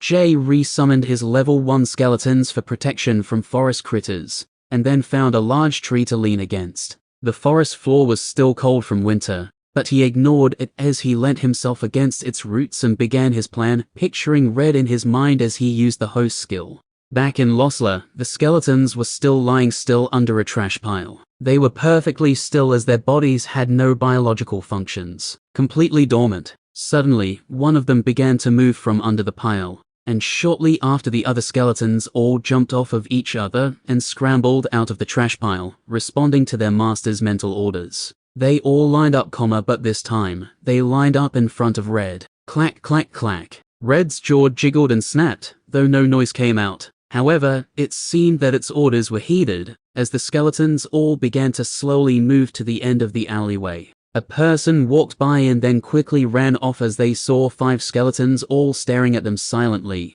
their dark green hungry eyes almost beckoning them to step closer to the alley. No turning back now, Jay thought, peering at people through the eyes of Red. Instantly the skeletons all sprinted out of the alleyway and dashed through the streets. They were weaving between buildings as onlookers scratched their heads in confusion. It really didn't make sense, there were skeletons here, but they weren't attacking anyone. T0. Some of the villagers ran or froze in horror as they fell victim to the passive fear effect of the skeletons, while others looked on with laughter, assuming it was some kind of prank. The skeletons were roughly heading west towards the farmland where they would continue to charge blindly into the western forests. These were Jay's orders after all, and they would keep going until they either died or were summoned. Jay chose the west direction to run in, as he was running southeast, and the mage hunters were searching southwest. So far, no one had attacked them, and Operation Dom Dom began without a hitch. The skeletons made it to the very edge of Losla, and to Jay's surprise,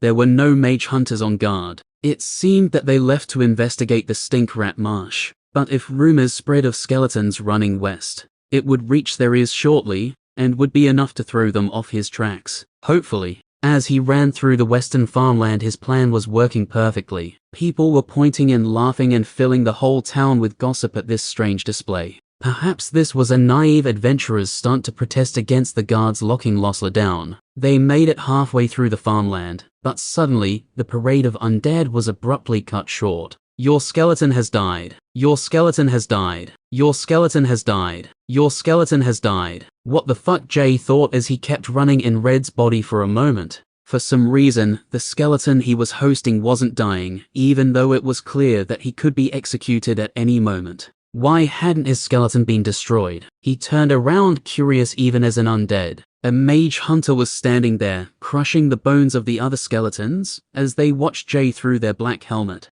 Waves of unbearable killing intent suddenly washed over Jay's mind. While skeletons had no fear, he certainly did. He froze in shock as the threat was unbearable. Thankfully, his bone body didn't rattle or shiver, that would probably cause too much suspicion. The mage hunter simply stood there, curious as they watched him. Was he expecting the skeleton to lead him to the Necromancer? Probably. However, the mage hunter's helmet slightly moved to the side. It was like he was confused that the skeleton turned back and watched him, though Jay couldn't see his face, so he couldn't be sure. Simultaneously, both Jay and the mage hunter each realized something wasn't right, the enemy was acting odd. Jay's body was frozen from fear, but conversely, his mind was running fast. He quickly used Mark before the mage hunter could do anything. Your skeleton has died. Blackness, then Jay found himself back in his own body. Huff, huff, huff. Jay woke up leaning against the tree with a cold sweat and rapid breathing. The killing intent was one thing, but he just died in the body of a skeleton, and he felt like his chest was caving inwards. This was definitely not something he wished to experience again. Something was wrong with that skeleton, the mage hunter officer thought. Something was wrong with that guard, Jay thought, gritting his teeth as he tried to get his breath under control. Meanwhile, a red strand began to leave his body. He was relieved that at least his mark skill activated before he died in his skeleton's body. I didn't even see him move, it was just instant death. He shook his head. I need to keep running. Much, much further away. Jay slowly stood up, fighting a feeling of nausea. Before moving, he checked to see if he dropped anything from his pockets. But there was nothing but a small imprint on the decaying damp leaves. Next, he checked the marks he placed on the mage hunters. It seemed that his distraction idea worked as the mage hunters he had marked suddenly formed a line, and all moved towards the west. Successful operation. He nodded. Now let's head southeast, he said to his little skeletons. His undead crusade moved west through Losla before being destroyed. But Jay didn't move in the exact opposite direction, east. Due to his growing paranoid nature. He thought that would simply be too obvious. Wouldn't it be smart to send your undead towards the west while you run east? Of course. But wouldn't the mage hunters assume that too? Probably. He guessed that the east would probably be searched next, if not at the same time. He decided not to summon the other skeletons just yet, as the less vegetation that was disturbed, the better. He didn't want to be tracked by hunters or a mage hunter equivalent to a hunter. The level 1 skeletons were lighter and smaller, so they would be fine, though. One of them was covered with thick armor, which made it slow and heavy. Jay regretfully decided to unsummon it and add its bones back to his gauntlet, only keeping the one he was training into a Zweihander. At this moment, Jay decided to name them. Handy and heavy, though he realized that he wouldn't be able to keep naming skeletons, as he would not be able to remember all of them. 7 was already a lot to remember. Of course, he would never forget Blue, Red and Lamp. Sweeper. Mare. Duck was a special case. Perhaps these 2 would be the last ones to be named. Sure, he could name others, but he felt that it would make his already named one less special. As he looked in the distance, he plotted his course. To the south was the tip of a long mountain range. It was like a natural barrier of sorts, traveling further southwest, and he knew he had to get around it, as anything between the natural barrier and Losla would definitely be searched thoroughly. It was a wall trapping everything in, though also keeping many dangerous out of this region. Jay decided he would go towards it as quickly as he could, and eventually travel around the tip of the mountain range before continuing south. He could only hope that he would be fast enough. The skeleton was much faster, so he gave it his sword and had it run ahead, clearing a path through the plants and trees. Of course, he made sure to tell it to only cut away vegetation when absolutely necessary. The less signs of someone moving through here, the better. Chapter 196. Mirror Reality 34. Teleport Staging Area Number 1. A grinning proud smile jumped through the portal with a sword ready to strike, yet the smug smile was soon wiped off of Matheson's face. Matheson found himself in a large room with Lannister and Anya, right before everything turned black. The last thing he saw was a confused look on Lannister's face. The last thing he heard was Anya saying, "What the F-dash?" Suddenly, reality twisted and bent, the world around him reverberated and waved wildly as he felt weightless for just a single moment. Next thing he realized was that everything turned black and cold. His body was fine, just heavily disorientated. He almost fell over as he felt dizzy and was in complete darkness. The ground felt hard and cold compared to the forest. After he found his feet, he took out his luminous orb, it was not very bright, as he required Hodley to charge it with mana, and it hadn't been replenished in quite some time, but it was bright enough to see that he was in a completely sealed, cylindrical stone room. The roof was higher than he could see with his dismal light. There were no doors and no windows, but there was a faint cold air drifting in from above, so he at least could breathe, though it smelt stale and musky. There was nothing in the room except a small round stone which was inbuilt into part of the wall, along with a small hole on the opposite side of the room. He furrowed his brows in anger as he looked around. He stashed his luminous orb back into his inventory to save its remaining charge, and went to sit down on the round stone. Fucking Hodley, he thought as he sat in the darkness. T0, it seems Hodley got some bad information or simply made a mistake. Either way, he blamed Hodley for his current circumstances. His captors didn't immediately execute him, so that was a good sign, and he decided to just wait, though it wasn't like he had other options. Clearly they're not done with me. Not yet at least, he thought. He had no bargaining chips other than his wealth and his noble status. But he himself didn't hold those in high regard, as he pursued power instead. Slowly his anger was building, but instead of releasing it in a rage, he decided to channel it into a workout, as he began doing push-ups in the cold darkness. He had learnt to build himself up instead of tear everything else down, not that there was anything to tear down in here anyway. The cold will feel nice soon, he whispered to himself as his chest muscles began to squeeze. Losler.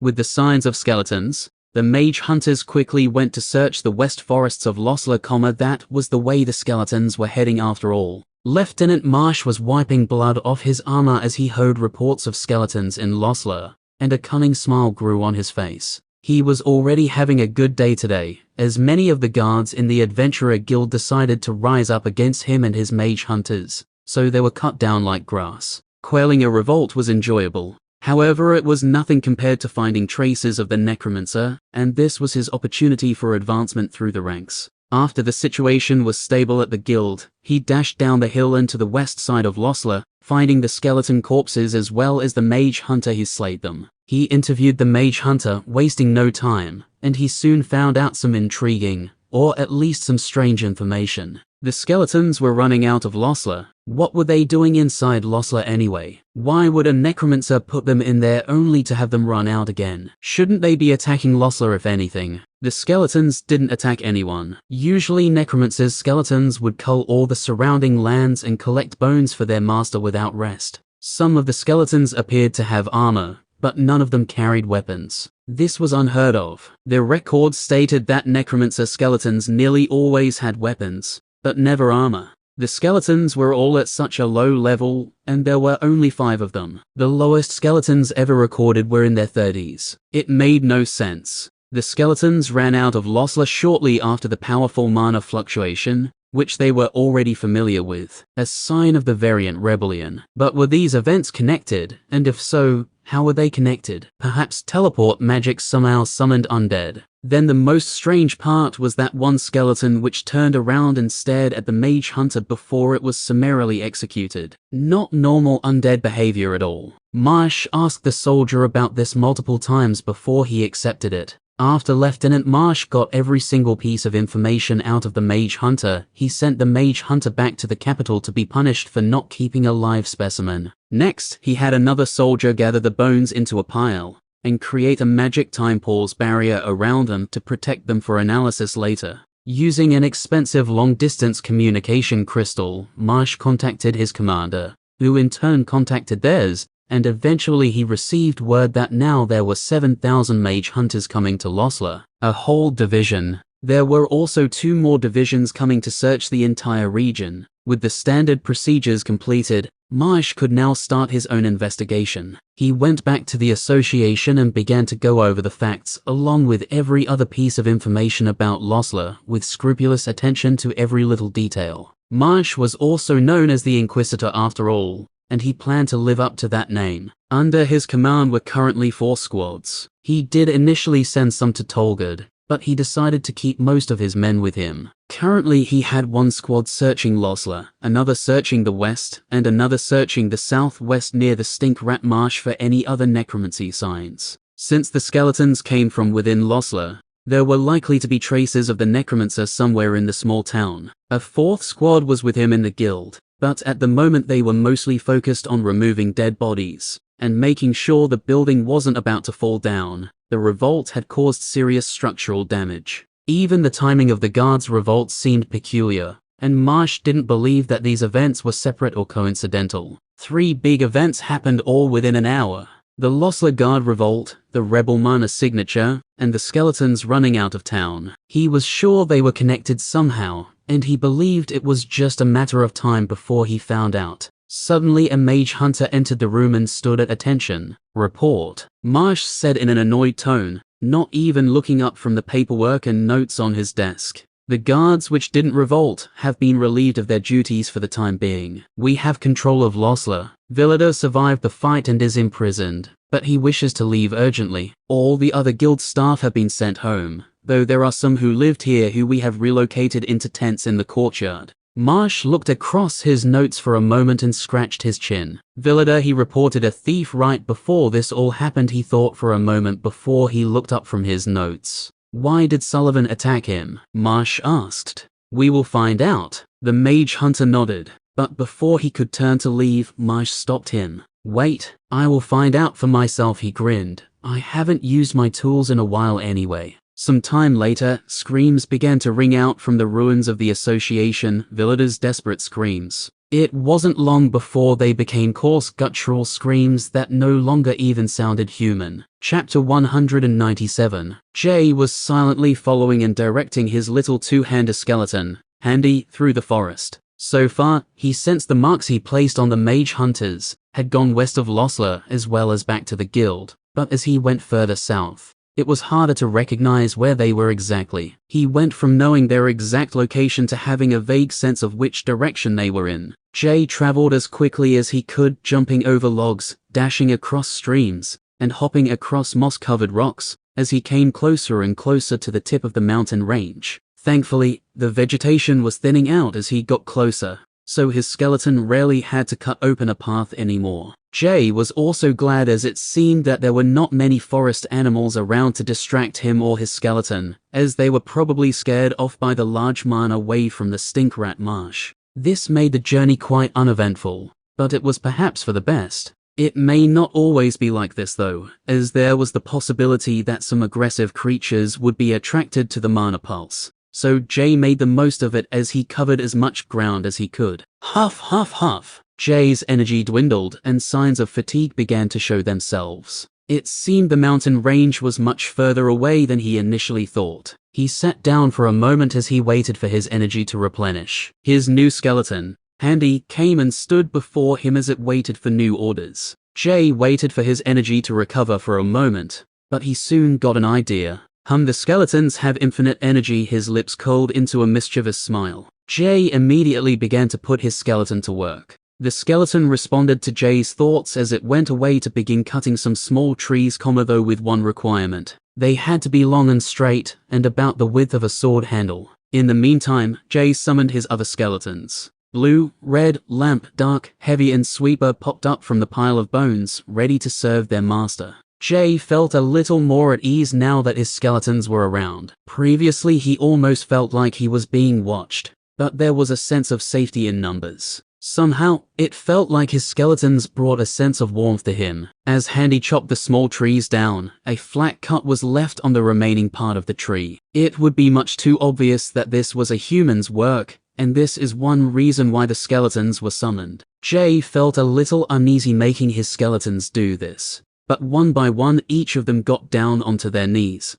and, non-sexually, chewed on the cut marks. The skeletons' partly tooth-filled skulls were perfect, as now it simply looked like the trees had been roughly chewed and destroyed by some wild animal. The only ones spared from this duty were Heavy and Handy. Handy was spared because it was busy chopping, and Heavy, because it was collecting the chopped down trees to bring to Jay. Jay changed back into his Molidus coat, feeling much more comfortable as he slipped it on. The coat seemed to adjust itself as it greeted his body once more, almost like it was glad to be home. Jay ripped up his old cloak into long strands, and created 2 piles of small trees. Soon enough there was enough wood for Jay's purposes, so he had Handy and Heavy come back to assist him. He had them remove the extra branches and leaves, until they resembled long sticks. Next, he tied the long strands of ripped-up cloak around 2 bundles of sticks, forming what was like 2 long makeshift beams. Finally, Jay pulled out his chair from his inventory and placed it on top of the 2 long pseudo-beams, before sitting in the chair himself. For a moment he simply sat there as he waited for his other skeletons to finish gnawing on the wood stems. As he waited, he added the extra bones from the summoning pile back into his ring, but he grabbed just enough to craft an Osane sword, and held them on his lap for a moment. The skeletons finally completed their task, and they marched back. Each of them had wood splinters, twigs and leaves stuck in their teeth, their jaws stained with a green color. Jay felt sort of bad for doing it, but he couldn't afford to waste any more time. Quick, Jay said as he gave them more orders mentally. 3 of them lined up on either side of the chair and picked up the wooden beams, lifting the chair and Jay along with it. This was the second reason why the skeletons were summoned. Jay felt quite royal at this moment, sitting on his throne carried by his loyal troops. Go, he smiled. Each of them began marching slowly. They had to remain slow because they almost dropped Jay a few times, but after a while it seemed that they got used to it, and could travel at walking speed, while carrying Jay smoothly. Since the skeletons were lighter than Jay, and all 6 of them were dispersing his weight between them, they actually left weaker imprints in the dirt and leaves on the forest floor, though the same couldn't be said about Heavy. Heavy had replaced Handy as the vegetation clearer, as carrying all its armor and Jay would have made things quite difficult. As Jay grew more confident in his skeletons and the ride became more stable, he began to craft weapons while sitting in his chair with the bones in his lap. After crafting a level 3 Osane sword last time, it seemed that his class remembered it, and he didn't have to concentrate as much. This helped a lot due to the slight bouncing motion while he was on the throne. 1 down, he looked around at his skeletons, 4 more to go, and 3 daggers. He glanced at Dark and Heavy. As Jay watched Heavy, he realized he also had to make another shield for it too. He was a little dissatisfied, as unlike the armor, the shield didn't stay with its body when it died. Jay started with a dagger for Heavy next, as he also didn't want to let the armored skeleton dual-wield the Osane sword for too long, and possibly influence its future role choices. During the journey there was some rougher terrain, streams and steep walls of dirt, so Jay was forced to hop off the throne, so they could continue their journey smoothly. This strategy continued for hours, and compared to other adventurers his level, his speed through the forests was unimaginable. Not only would a normal adventurer have to stop to rest, but they would also be losing energy by constantly slashing at the vegetation, not to mention, the skeletons were even getting faster while carrying Jay. They started at a slow walk, but after repetitive practice in the last few hours, they could travel at jogging speed now. Unfortunately, jogging speed was as fast as the heavy armored skeleton could move, and was simply too slow. so this would be their max speed for now. Jay didn't mind though. There was still the option of unsummoning Heavy, but then he would have to cut the vegetation and resummon the skeleton when he was tired. It would be a waste of mana, and may not even be much faster. Besides, the marks he left on the mage hunters were so far away now that it seemed like they had merged into one. The tension of escaping was beginning to wane, and he felt like he had succeeded, but still, he kept his skeletons marching forward. The sun was setting, and in only a few moments it turned dark. The thick leaf canopy above blotted out the remains of sunlight, scraping across the sky, but Jay kept his minions marching forward as the darkness didn't matter to them anyway. Due to their shade vision, they could easily spot a root or a rock in daylight or nighttime, so there was little chance of tripping over. Still, Jay felt uneasy as his skeletons continued to jog through the forest. Since he couldn't even see the ground anymore, he had to learn to trust them. As they got closer to the base of the mountain range, the throne was slowly tilting backwards, combined with the darkness and gentle bouncing. It only served to make Jay feel more relaxed. His eyelids were getting heavier and began closing, and he tried to snap out of it a few times, but it was a losing battle. "Wake me up if something happens, or if I need to get off," he said to Blue. Jay didn't plan to sleep, but this was just a precaution. Suddenly, as the last traces of light left the sky and the forest was drowned in pitch blackness, a howl sounded in the forest. "Fuck," Jay thought as he looked around, yet he couldn't see anything, and he snapped out of his sleepiness. More howls sounded out until it became a chorus of howling sounds, almost like they were coming from all around him. Chapter 198. Jay wasn't sure what creatures were in the forest at night, but based on the howling, he assumed he was dealing with wolves. Probably glade wolves. Fuck. He didn't know what level they were, but he was sure there were a lot of them, because it sounded like they were coming from all around. There were two other problems too. One problem was that he had no clue how they had surrounded him so quickly, it was like he somehow entered right into the middle of their territory. The second problem was that it wouldn't only slow his speed to a halt, but if there was a fight, then there would be traces of it left over for mage hunters in the future. Jay jumped off the throne and added the chair to his inventory again. For a moment he considered pulling out his luminous orb, but wouldn't that be like a beacon for these nocturnal creatures? Damn it, he pursed his lips as he thought about what to do. Jay remembered his skeletons could see perfectly in the dark, and now, he could use that skill too. He sat down on the ground and used his host skill. It used quite a lot of mana, but that was the least of his concerns right now. He wasn't looking for enemies, but for a spot to hide, preferably high up in the trees. Ooh. The howl seemed to be getting closer as he looked around. Jay had to hurry. The trees near the mountain were skinny with not many branches. There was not enough time to climb up one. Due to the proximity to the mountain, there were many rocks around though. That will have to do. He frowned as he saw a boulder with a flat top across the forest. It was about up to his shoulder, and a wolf would be able to jump onto it. But it was better than nothing. Jay ended his host skill and stood up as he held out his hand. He had commanded a skeleton to lead him to the rock. The howls continued to sound out, and Jay prepared his skeletons, equipping them with their weapons which he recrafted while on the throne. Everything was ready except for Heavy's shield. Reaching the rock, Jay felt around the edges and pulled himself up before he pulled Bones out of his ring. In no time, hundreds of Helvetian skeletons soon formed a rough barricade around the top of the rock, almost making it appear like a giant bird nest. If anything, Jay probably went overboard. This would at least block any wolves trying to jump up though, at least for a moment. Blue, Sweeper and Dark guarded three sides of the bone nest, while Heavy and Handy, being level 1, guarded the fourth side together. Jay had Red jump into the bone nest with him. Red had the guard role after all, and if a wolf got in, Jay would be helpless without any vision. Jay and his skeletons were ready, and they steeled themselves, quiet as they readied for battle. Something is different, he thought. It was too quiet. The howling noises all stopped. Suddenly a wave of air blew past Jay's ears. Shring,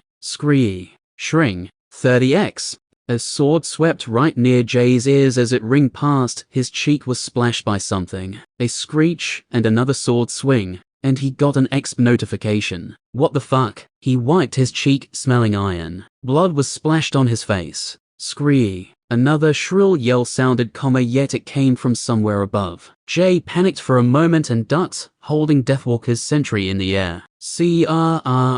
Shring. His shield was scraped, but Red slashed back. Another pool of blood splashed onto the rock while something crashed into the bone nest. SCR! Stab. Its life was snuffed out mid-screech. 30x. What the fuck is happening? Under the shield, Jay got a moment to think. Whatever was attacking was dying in 2 hits, and it was only giving 30x. The assault continued and only grew more fierce, but it was for nothing as more of them died. 30x Bex 8. More of the creatures helplessly died and fell onto the nest. Red was killing them all alone. Perhaps I overreacted a little. Jay smiled to himself. The enemies were weaker than he expected, much weaker. It seems the dungeons have really changed me. Jay had Sweeper and Blue jump up into the bone nest with him, Blue was there for extra protection. As for Sweeper, well, Jay needed a skeleton to host to see what was going on, but more importantly, what the enemies looked like. He was still hiding under his shield and protected by 2 skeletons, so he was safe. He used the host skill, and as Jay peered through the skeleton's eyes, the world was visible again. Everything was black and white, but almost like it was daytime again. The world was laid bare before his gaze. Finally, he could see the howling, screeching beasts which were attacking him. So I was partly right about them being wolves, he thought as he looked over a corpse. It was the size of a wolf, had a long furry body, but no front legs. 2 large black wings on each side of its body, one of them cut off from Red's attack. It was a giant bat with a wolf head, though unlike a bat, it also had a furry tail. Jay stopped wasting his mana and entered back into his own body. That explains why I was attacked first without the other skeletons fighting anything. Getting high up on this rock probably only made it easier for these flying bastards. Jay ended the host skill and returned to his body. While Jay could have taken out the luminous orb, he reasoned that it might attract something worse, something stronger that he wouldn't be able to kill. So he opted to just wait it out and let the skeletons slay them. In the meantime, he had all the skeletons clamber up the rock and hop into the nest with him. With nothing to do, he started to analyze in the direction of the screeches, hoping that his skill would work and would at least give him the beast information even though he couldn't see them. After multiple tries, the beasts were dying before they could even reach him, but with nothing else to do he persevered, and he finally got a notification. Hairton Wolf, level 2, type, beast, pack, flying, HP 15/15, damage, 2, claws, slashing, 4, jaws, crushing, skills, expiration scent, smells targets breaths from long distances, honing call, coordinates with the pack to find prey, fire weakness, takes plus 25% damage from fire/heat based attacks. Description: digs itself into burrows underground, which it sleeps in during the day. At night it takes flight and hunts anything which may have wandered into its territory. Relies mainly on the scent of exhaled breaths to find its prey. See that shallow soil. We can't camp here tonight. HMPH, as I thought. Jay smiled, a weak swarm beast. Listening closely, Jay heard the multiple sounds of heavy flapping between the screeching sounds. There were many enemies left in the sky. They were slow to attack, and he even felt like they were wasting his time. It's a shame the skeletons can't attack them in the sky. I need Anya here, or skeletons who can use bows, he thought, or mana crafting skeletons perhaps, he thought, still hiding under his shield. Slowly though he began to smile, thinking of his skeletons using magic. After all, they had mana and could naturally craft their own weapons, so it wouldn't be a stretch for Jay to teach them a spell or two. Still, he would need to learn a spell first. Where is my helmet anyway? He wondered for a moment. Fuck, I left it outside of the association. He shook his head with a smile, thinking he was quite silly. I guess I was distracted by fleeing Losla though. He shrugged. Jay mentally commanded it to come back to him. He didn't want to resummon it, as it used silt wolf spines, which were rare drops from the silt wolves, and he definitely wasn't going to find many of those out here outside of the dungeon. Having the helminth dig its way to him was the only option. At least the helminth is fast, he shrugged. Jay was not useful in this fight, and was feeling exhausted, he could probably sleep standing up at this point, so he decided he may as well try to get some sleep. The screeching noises were mostly blocked out as he made some earplugs from crushed bentussel root, covered in more fabric from his torn-up cloak. Jay commanded Red to hold his shield over him and to not let anything disturb his sleep as he quickly dozed off, lying on top of his swag in a bone nest amongst the Pearton Wolf corpses. Chapter 199. Where the fuck is he? Lara yelled as she jumped through the portal. Her hands were ready to strangle someone, her eyes wide with anger. Anya didn't even hear her as she watched the portal close behind Lara with teary eyes. She was cut off from the world, truly alone now. Just calm down. I sent him into a holding cell. We can see what Norgrim wants to do with him once we know what's going on. Lara breathed and exhaled deeply a few times, her face still twisted in anger before marching to the exit and leaving. She was fuming with anger after what happened, and the mission was not the success they planned it to be, but it was still completed nonetheless. Her job was done for now, but it was a blemish on her otherwise perfect record. Lannister sighed as he turned to Anya, who was still teary-eyed and speechless, giving her a soft sympathetic smile. He took out a communication crystal and said, "Evelyn, we're back, earlier than expected. We're in Area 1. I could use your help. I'll be there shortly." A mature woman's voice sounded. Evelyn's official role at the Third Academy was to teach and train specifically in defensive techniques, though she also acted as a headmistress, though for situations like these she was neither. Instead, she would simply be compassionate and caring. Evelyn showed up after a few minutes, and immediately looked concerned for the sobbing girl standing near Lannister. Looking around for Lara, who was missing, she said, "I take it, things didn't go as planned." Lannister averted his eyes, clearly disappointed. Evelyn walked over and said in a soft voice, "Anya, it's nice to meet you. Come with me. I'll find you somewhere more private." She put an arm around Anya's shoulder. Before leaving, Evelyn flashed Lannister a serious look, one, which beckoned him to follow her. Lannister silently followed along. Norgrim's debriefing and the prisoner could wait. Besides, he knew what would happen next. They would have to locate Jay using a certain student's ability and make another portal. Mirror Reality 34, holding cell. Matheson's body was sweating in the darkness. Despite having energy to continue exercising, his thoughts began to distract him from his workout. A sense of shame built in his mind that he had never really felt before. Fuck, why did I jump through? One sniff of power, and I revert straight back to my old ways. Matheson gritted his teeth. Am I doomed to remain the same? Anger built again, and Matheson began punching the walls, creating cracking noises, and causing his knuckles to bleed slightly. Somehow the pain felt good as he let his frustration out. After feeling sufficiently exhausted, he stopped punching the wall and whispered to himself, "Did I even change at all? Can people even change themselves?" He felt hollow inside as he stood silently in the darkness. His thoughts seemed to hold more weight as the cold air and sensory deprivation was therapeutic in a way. Changing myself isn't enough. I need to die to my old ways. My old self needs to die. Slowly,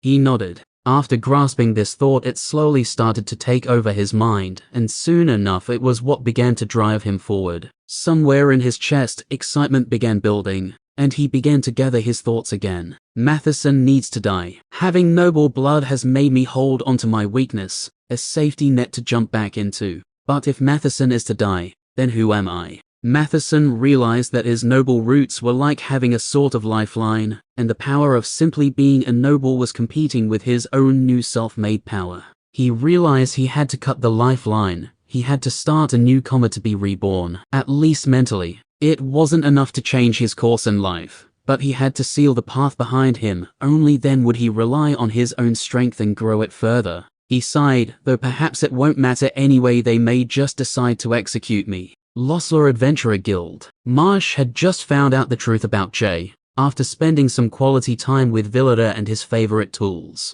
The news was shocking to say the least. A human necromancer exists. It sounded so far-fetched that he thought it was a lie at first, so he continued his vile practice on Villider for much longer than it needed to have gone on for. He lasted longer than I thought he would have, Lieutenant Marsh said, cleaning the red traces left on his tools, as thorough with cleaning them as he was at extracting the information. Marsh had already reported the news to his commander, as soon as he believed Villider's information, and then came more of his own investigation. So far, he had connected a few dots successfully. Sullivan was sympathetic to variants, allowing a human necromancer to exist and grow. Villador wanted the human necromancer for an experiment, which is why he reported Jay as a thief. The rebels had come to recruit the necromancer, admittedly. Marsh wasn't sure how the rebels came to know of a human necromancer. While it was troublesome, it did mean that the countrywide search for the necromancer was over, and now it could be focused in the southwest regions of the kingdom. As for the news of a human necromancer,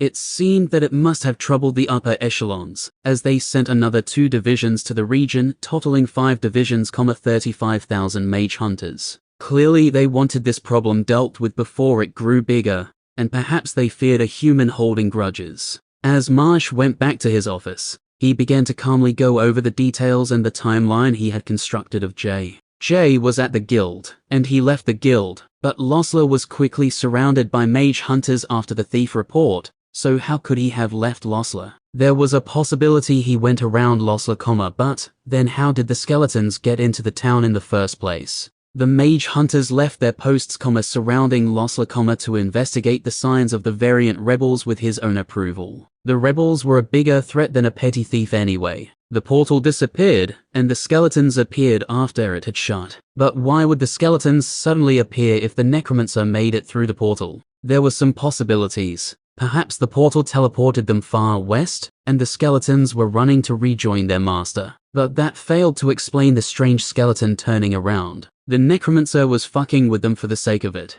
But in any event, the skeletons would have had to have been placed in the town, and he simply didn't believe that Jay, a human, had enough foresight to place the skeletons there, before he even visited the guild that day. The last option remained. The necromancer didn't make it to the portal. The other outcomes seemed too improbable, and if the necromancer didn't make it to the portal, then Jay was either still in Losler or was running away at this very moment. Realizing this, Marsh said the skeletons were most likely a diversion. He immediately got onto his communication crystal. Surround Losler. No one leaves. Search the forest for any signs of life, he quickly said. I want every building, basement and attic searched, and everyone's class checked. I want every barrel opened, and every rock turned over for a dangerous fugitive. The name is Jay, level 9, and I want him alive. Marsh looked back at his papers, realizing there were only 2 level 9 adventurers in this year's records. Jay and Anya. Such fast growth. He glared over the records. Only people who are power leveled are faster than this.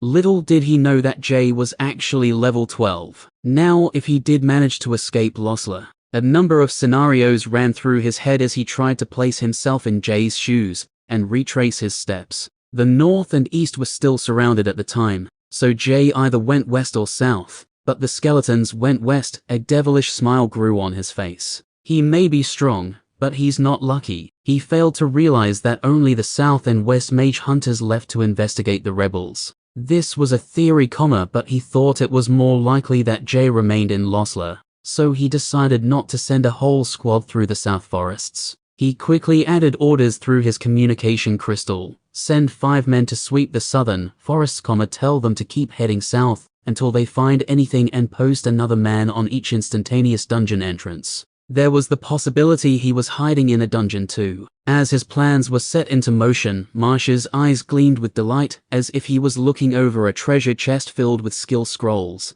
That would give him unimaginable power. Catching a human necromancer would bring his status to unimaginable levels, perhaps. He may even taste the longevity elixir. Chapter 200. Oh. Snarling wolves chased Jay through a black forest, his heart pounding as he pulled himself through bushes, and kept falling over roots and rocks. It was like they were trying to hold him back. He felt like the wolves were close to him, and at any moment they could snap their dueling jaws and crush his neck, it would be his doom. Soon, the black trees got thicker, and the forest floor turned to mud, which only got slipperier. And the more he gave into this thought, the slower he seemed to become. Soon the trees became so thick that they formed a wall. There was no escape. He was done for. Turning around, he saw the wolves charging through the forest. The wolves were not normal by any means. All of them were large, blue and translucent. Their tails all had blue strings attached to something, and as Jay's eyes followed these magical blue strings,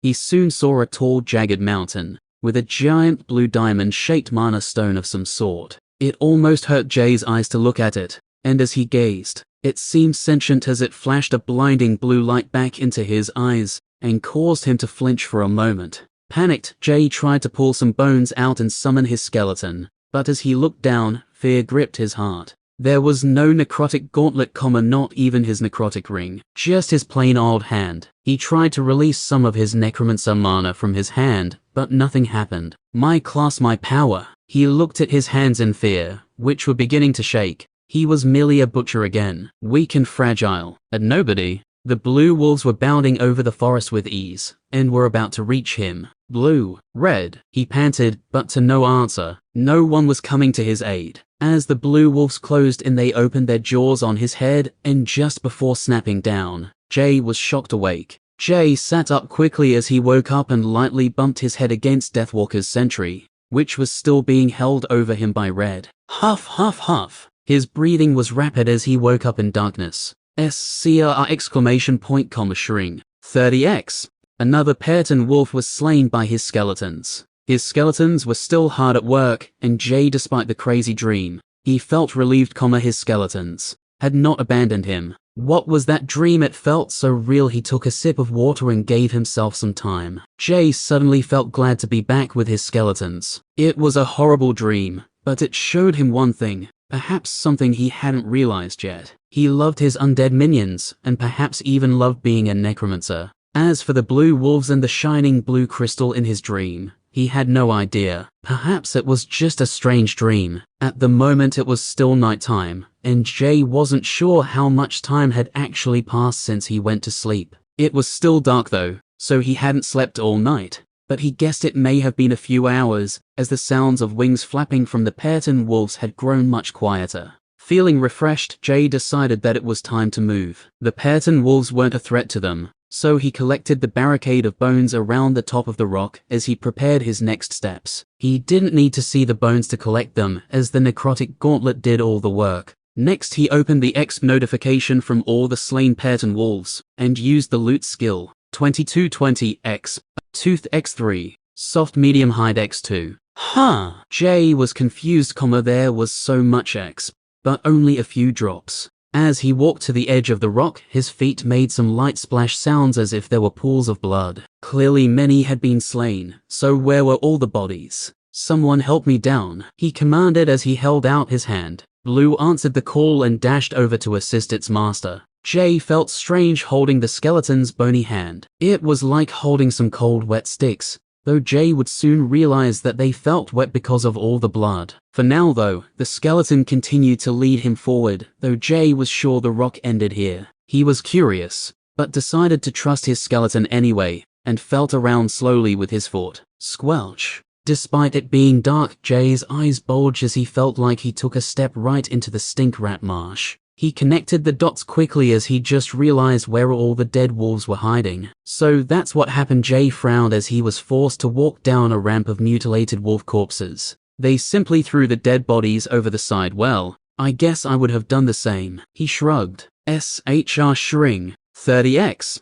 Another Persian wolf was disassembled in mid-air, and by the sounds of it, it landed right on the pile. Excellent, Jay smiled. He used his gauntlet and got to work as he tenderly extracted all the bones from the large corpse pile. For a moment, his green mana gently lit up this part of the forest with a soft glow. It wasn't bright enough to attract anything, but Jay could see the outlines of the bones through the wolf's flesh, and so now he could easily walk himself around the rock and extract all of them without tripping over. What stood out to him was the colors of the wolves. He didn't see it before, since the skeleton's vision had no color, but their tails were pure white. Jay made sure to loot the wolves too, gaining 40 more teeth and 20 hides. But it seemed that to get the white tails, he would have to physically remove them. Normally he wouldn't bother, but this time he made an exception. Oh, they look so soft, he thought as he kneeled to touch one. It was just as he suspected, they were unreasonably soft, so soft that it would have put royalty to shame. It would take some time to harvest them, but Jay just woke up from sleeping on his swag, and really didn't want to do this for the next few months,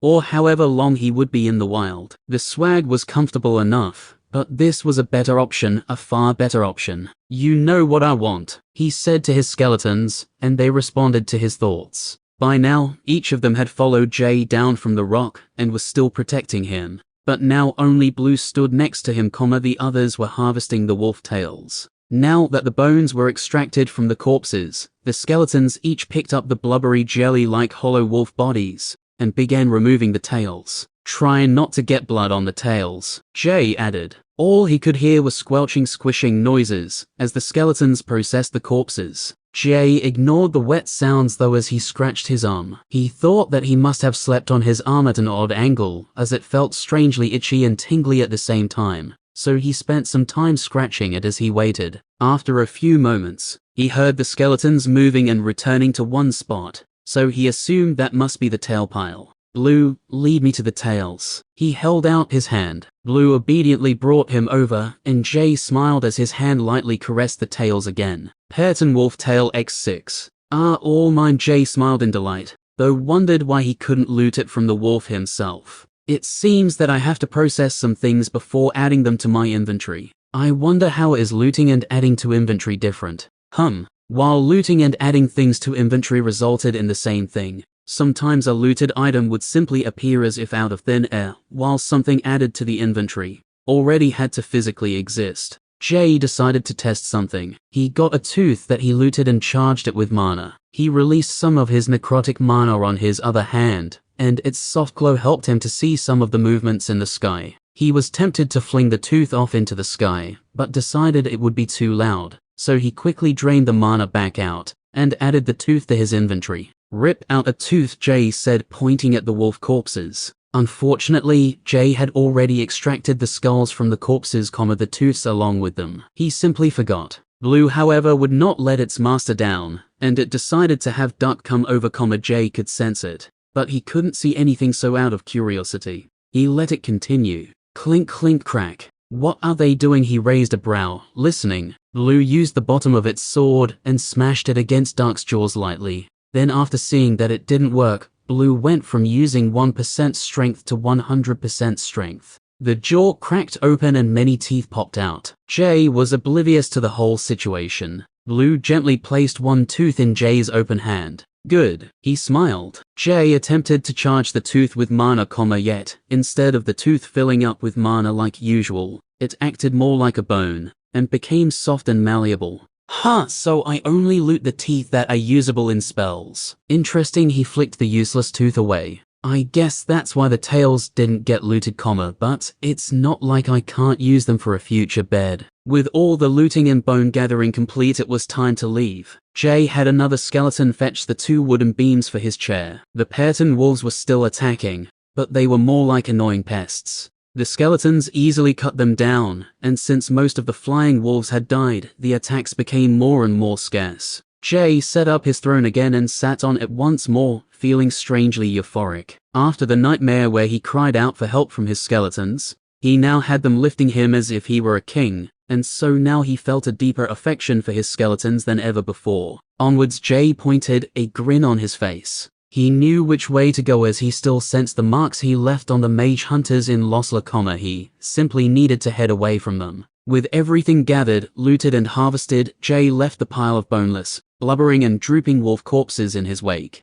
After Jay made it some distance away, there were no more wolf attacks. The Parton wolves had a feast laid out before them, and with no bones. It was a free buffet. Jay smiled as he heard their screeches dying out behind him, glad their sounds were getting quieter as he was carried harmlessly away. After the harvest, he got 73 tails in total, which was more than enough to make into a bed of sorts, though now Jay had other things on his mind. I'll be getting past the mountains soon. Once I get on the other side, I'll keep going, but I should be relatively safe. I wonder what I'll find in the deeper forests. This is the end of this video. Once again, go support our original author, who we all love, AERO 182. Have a wonderful day and come again.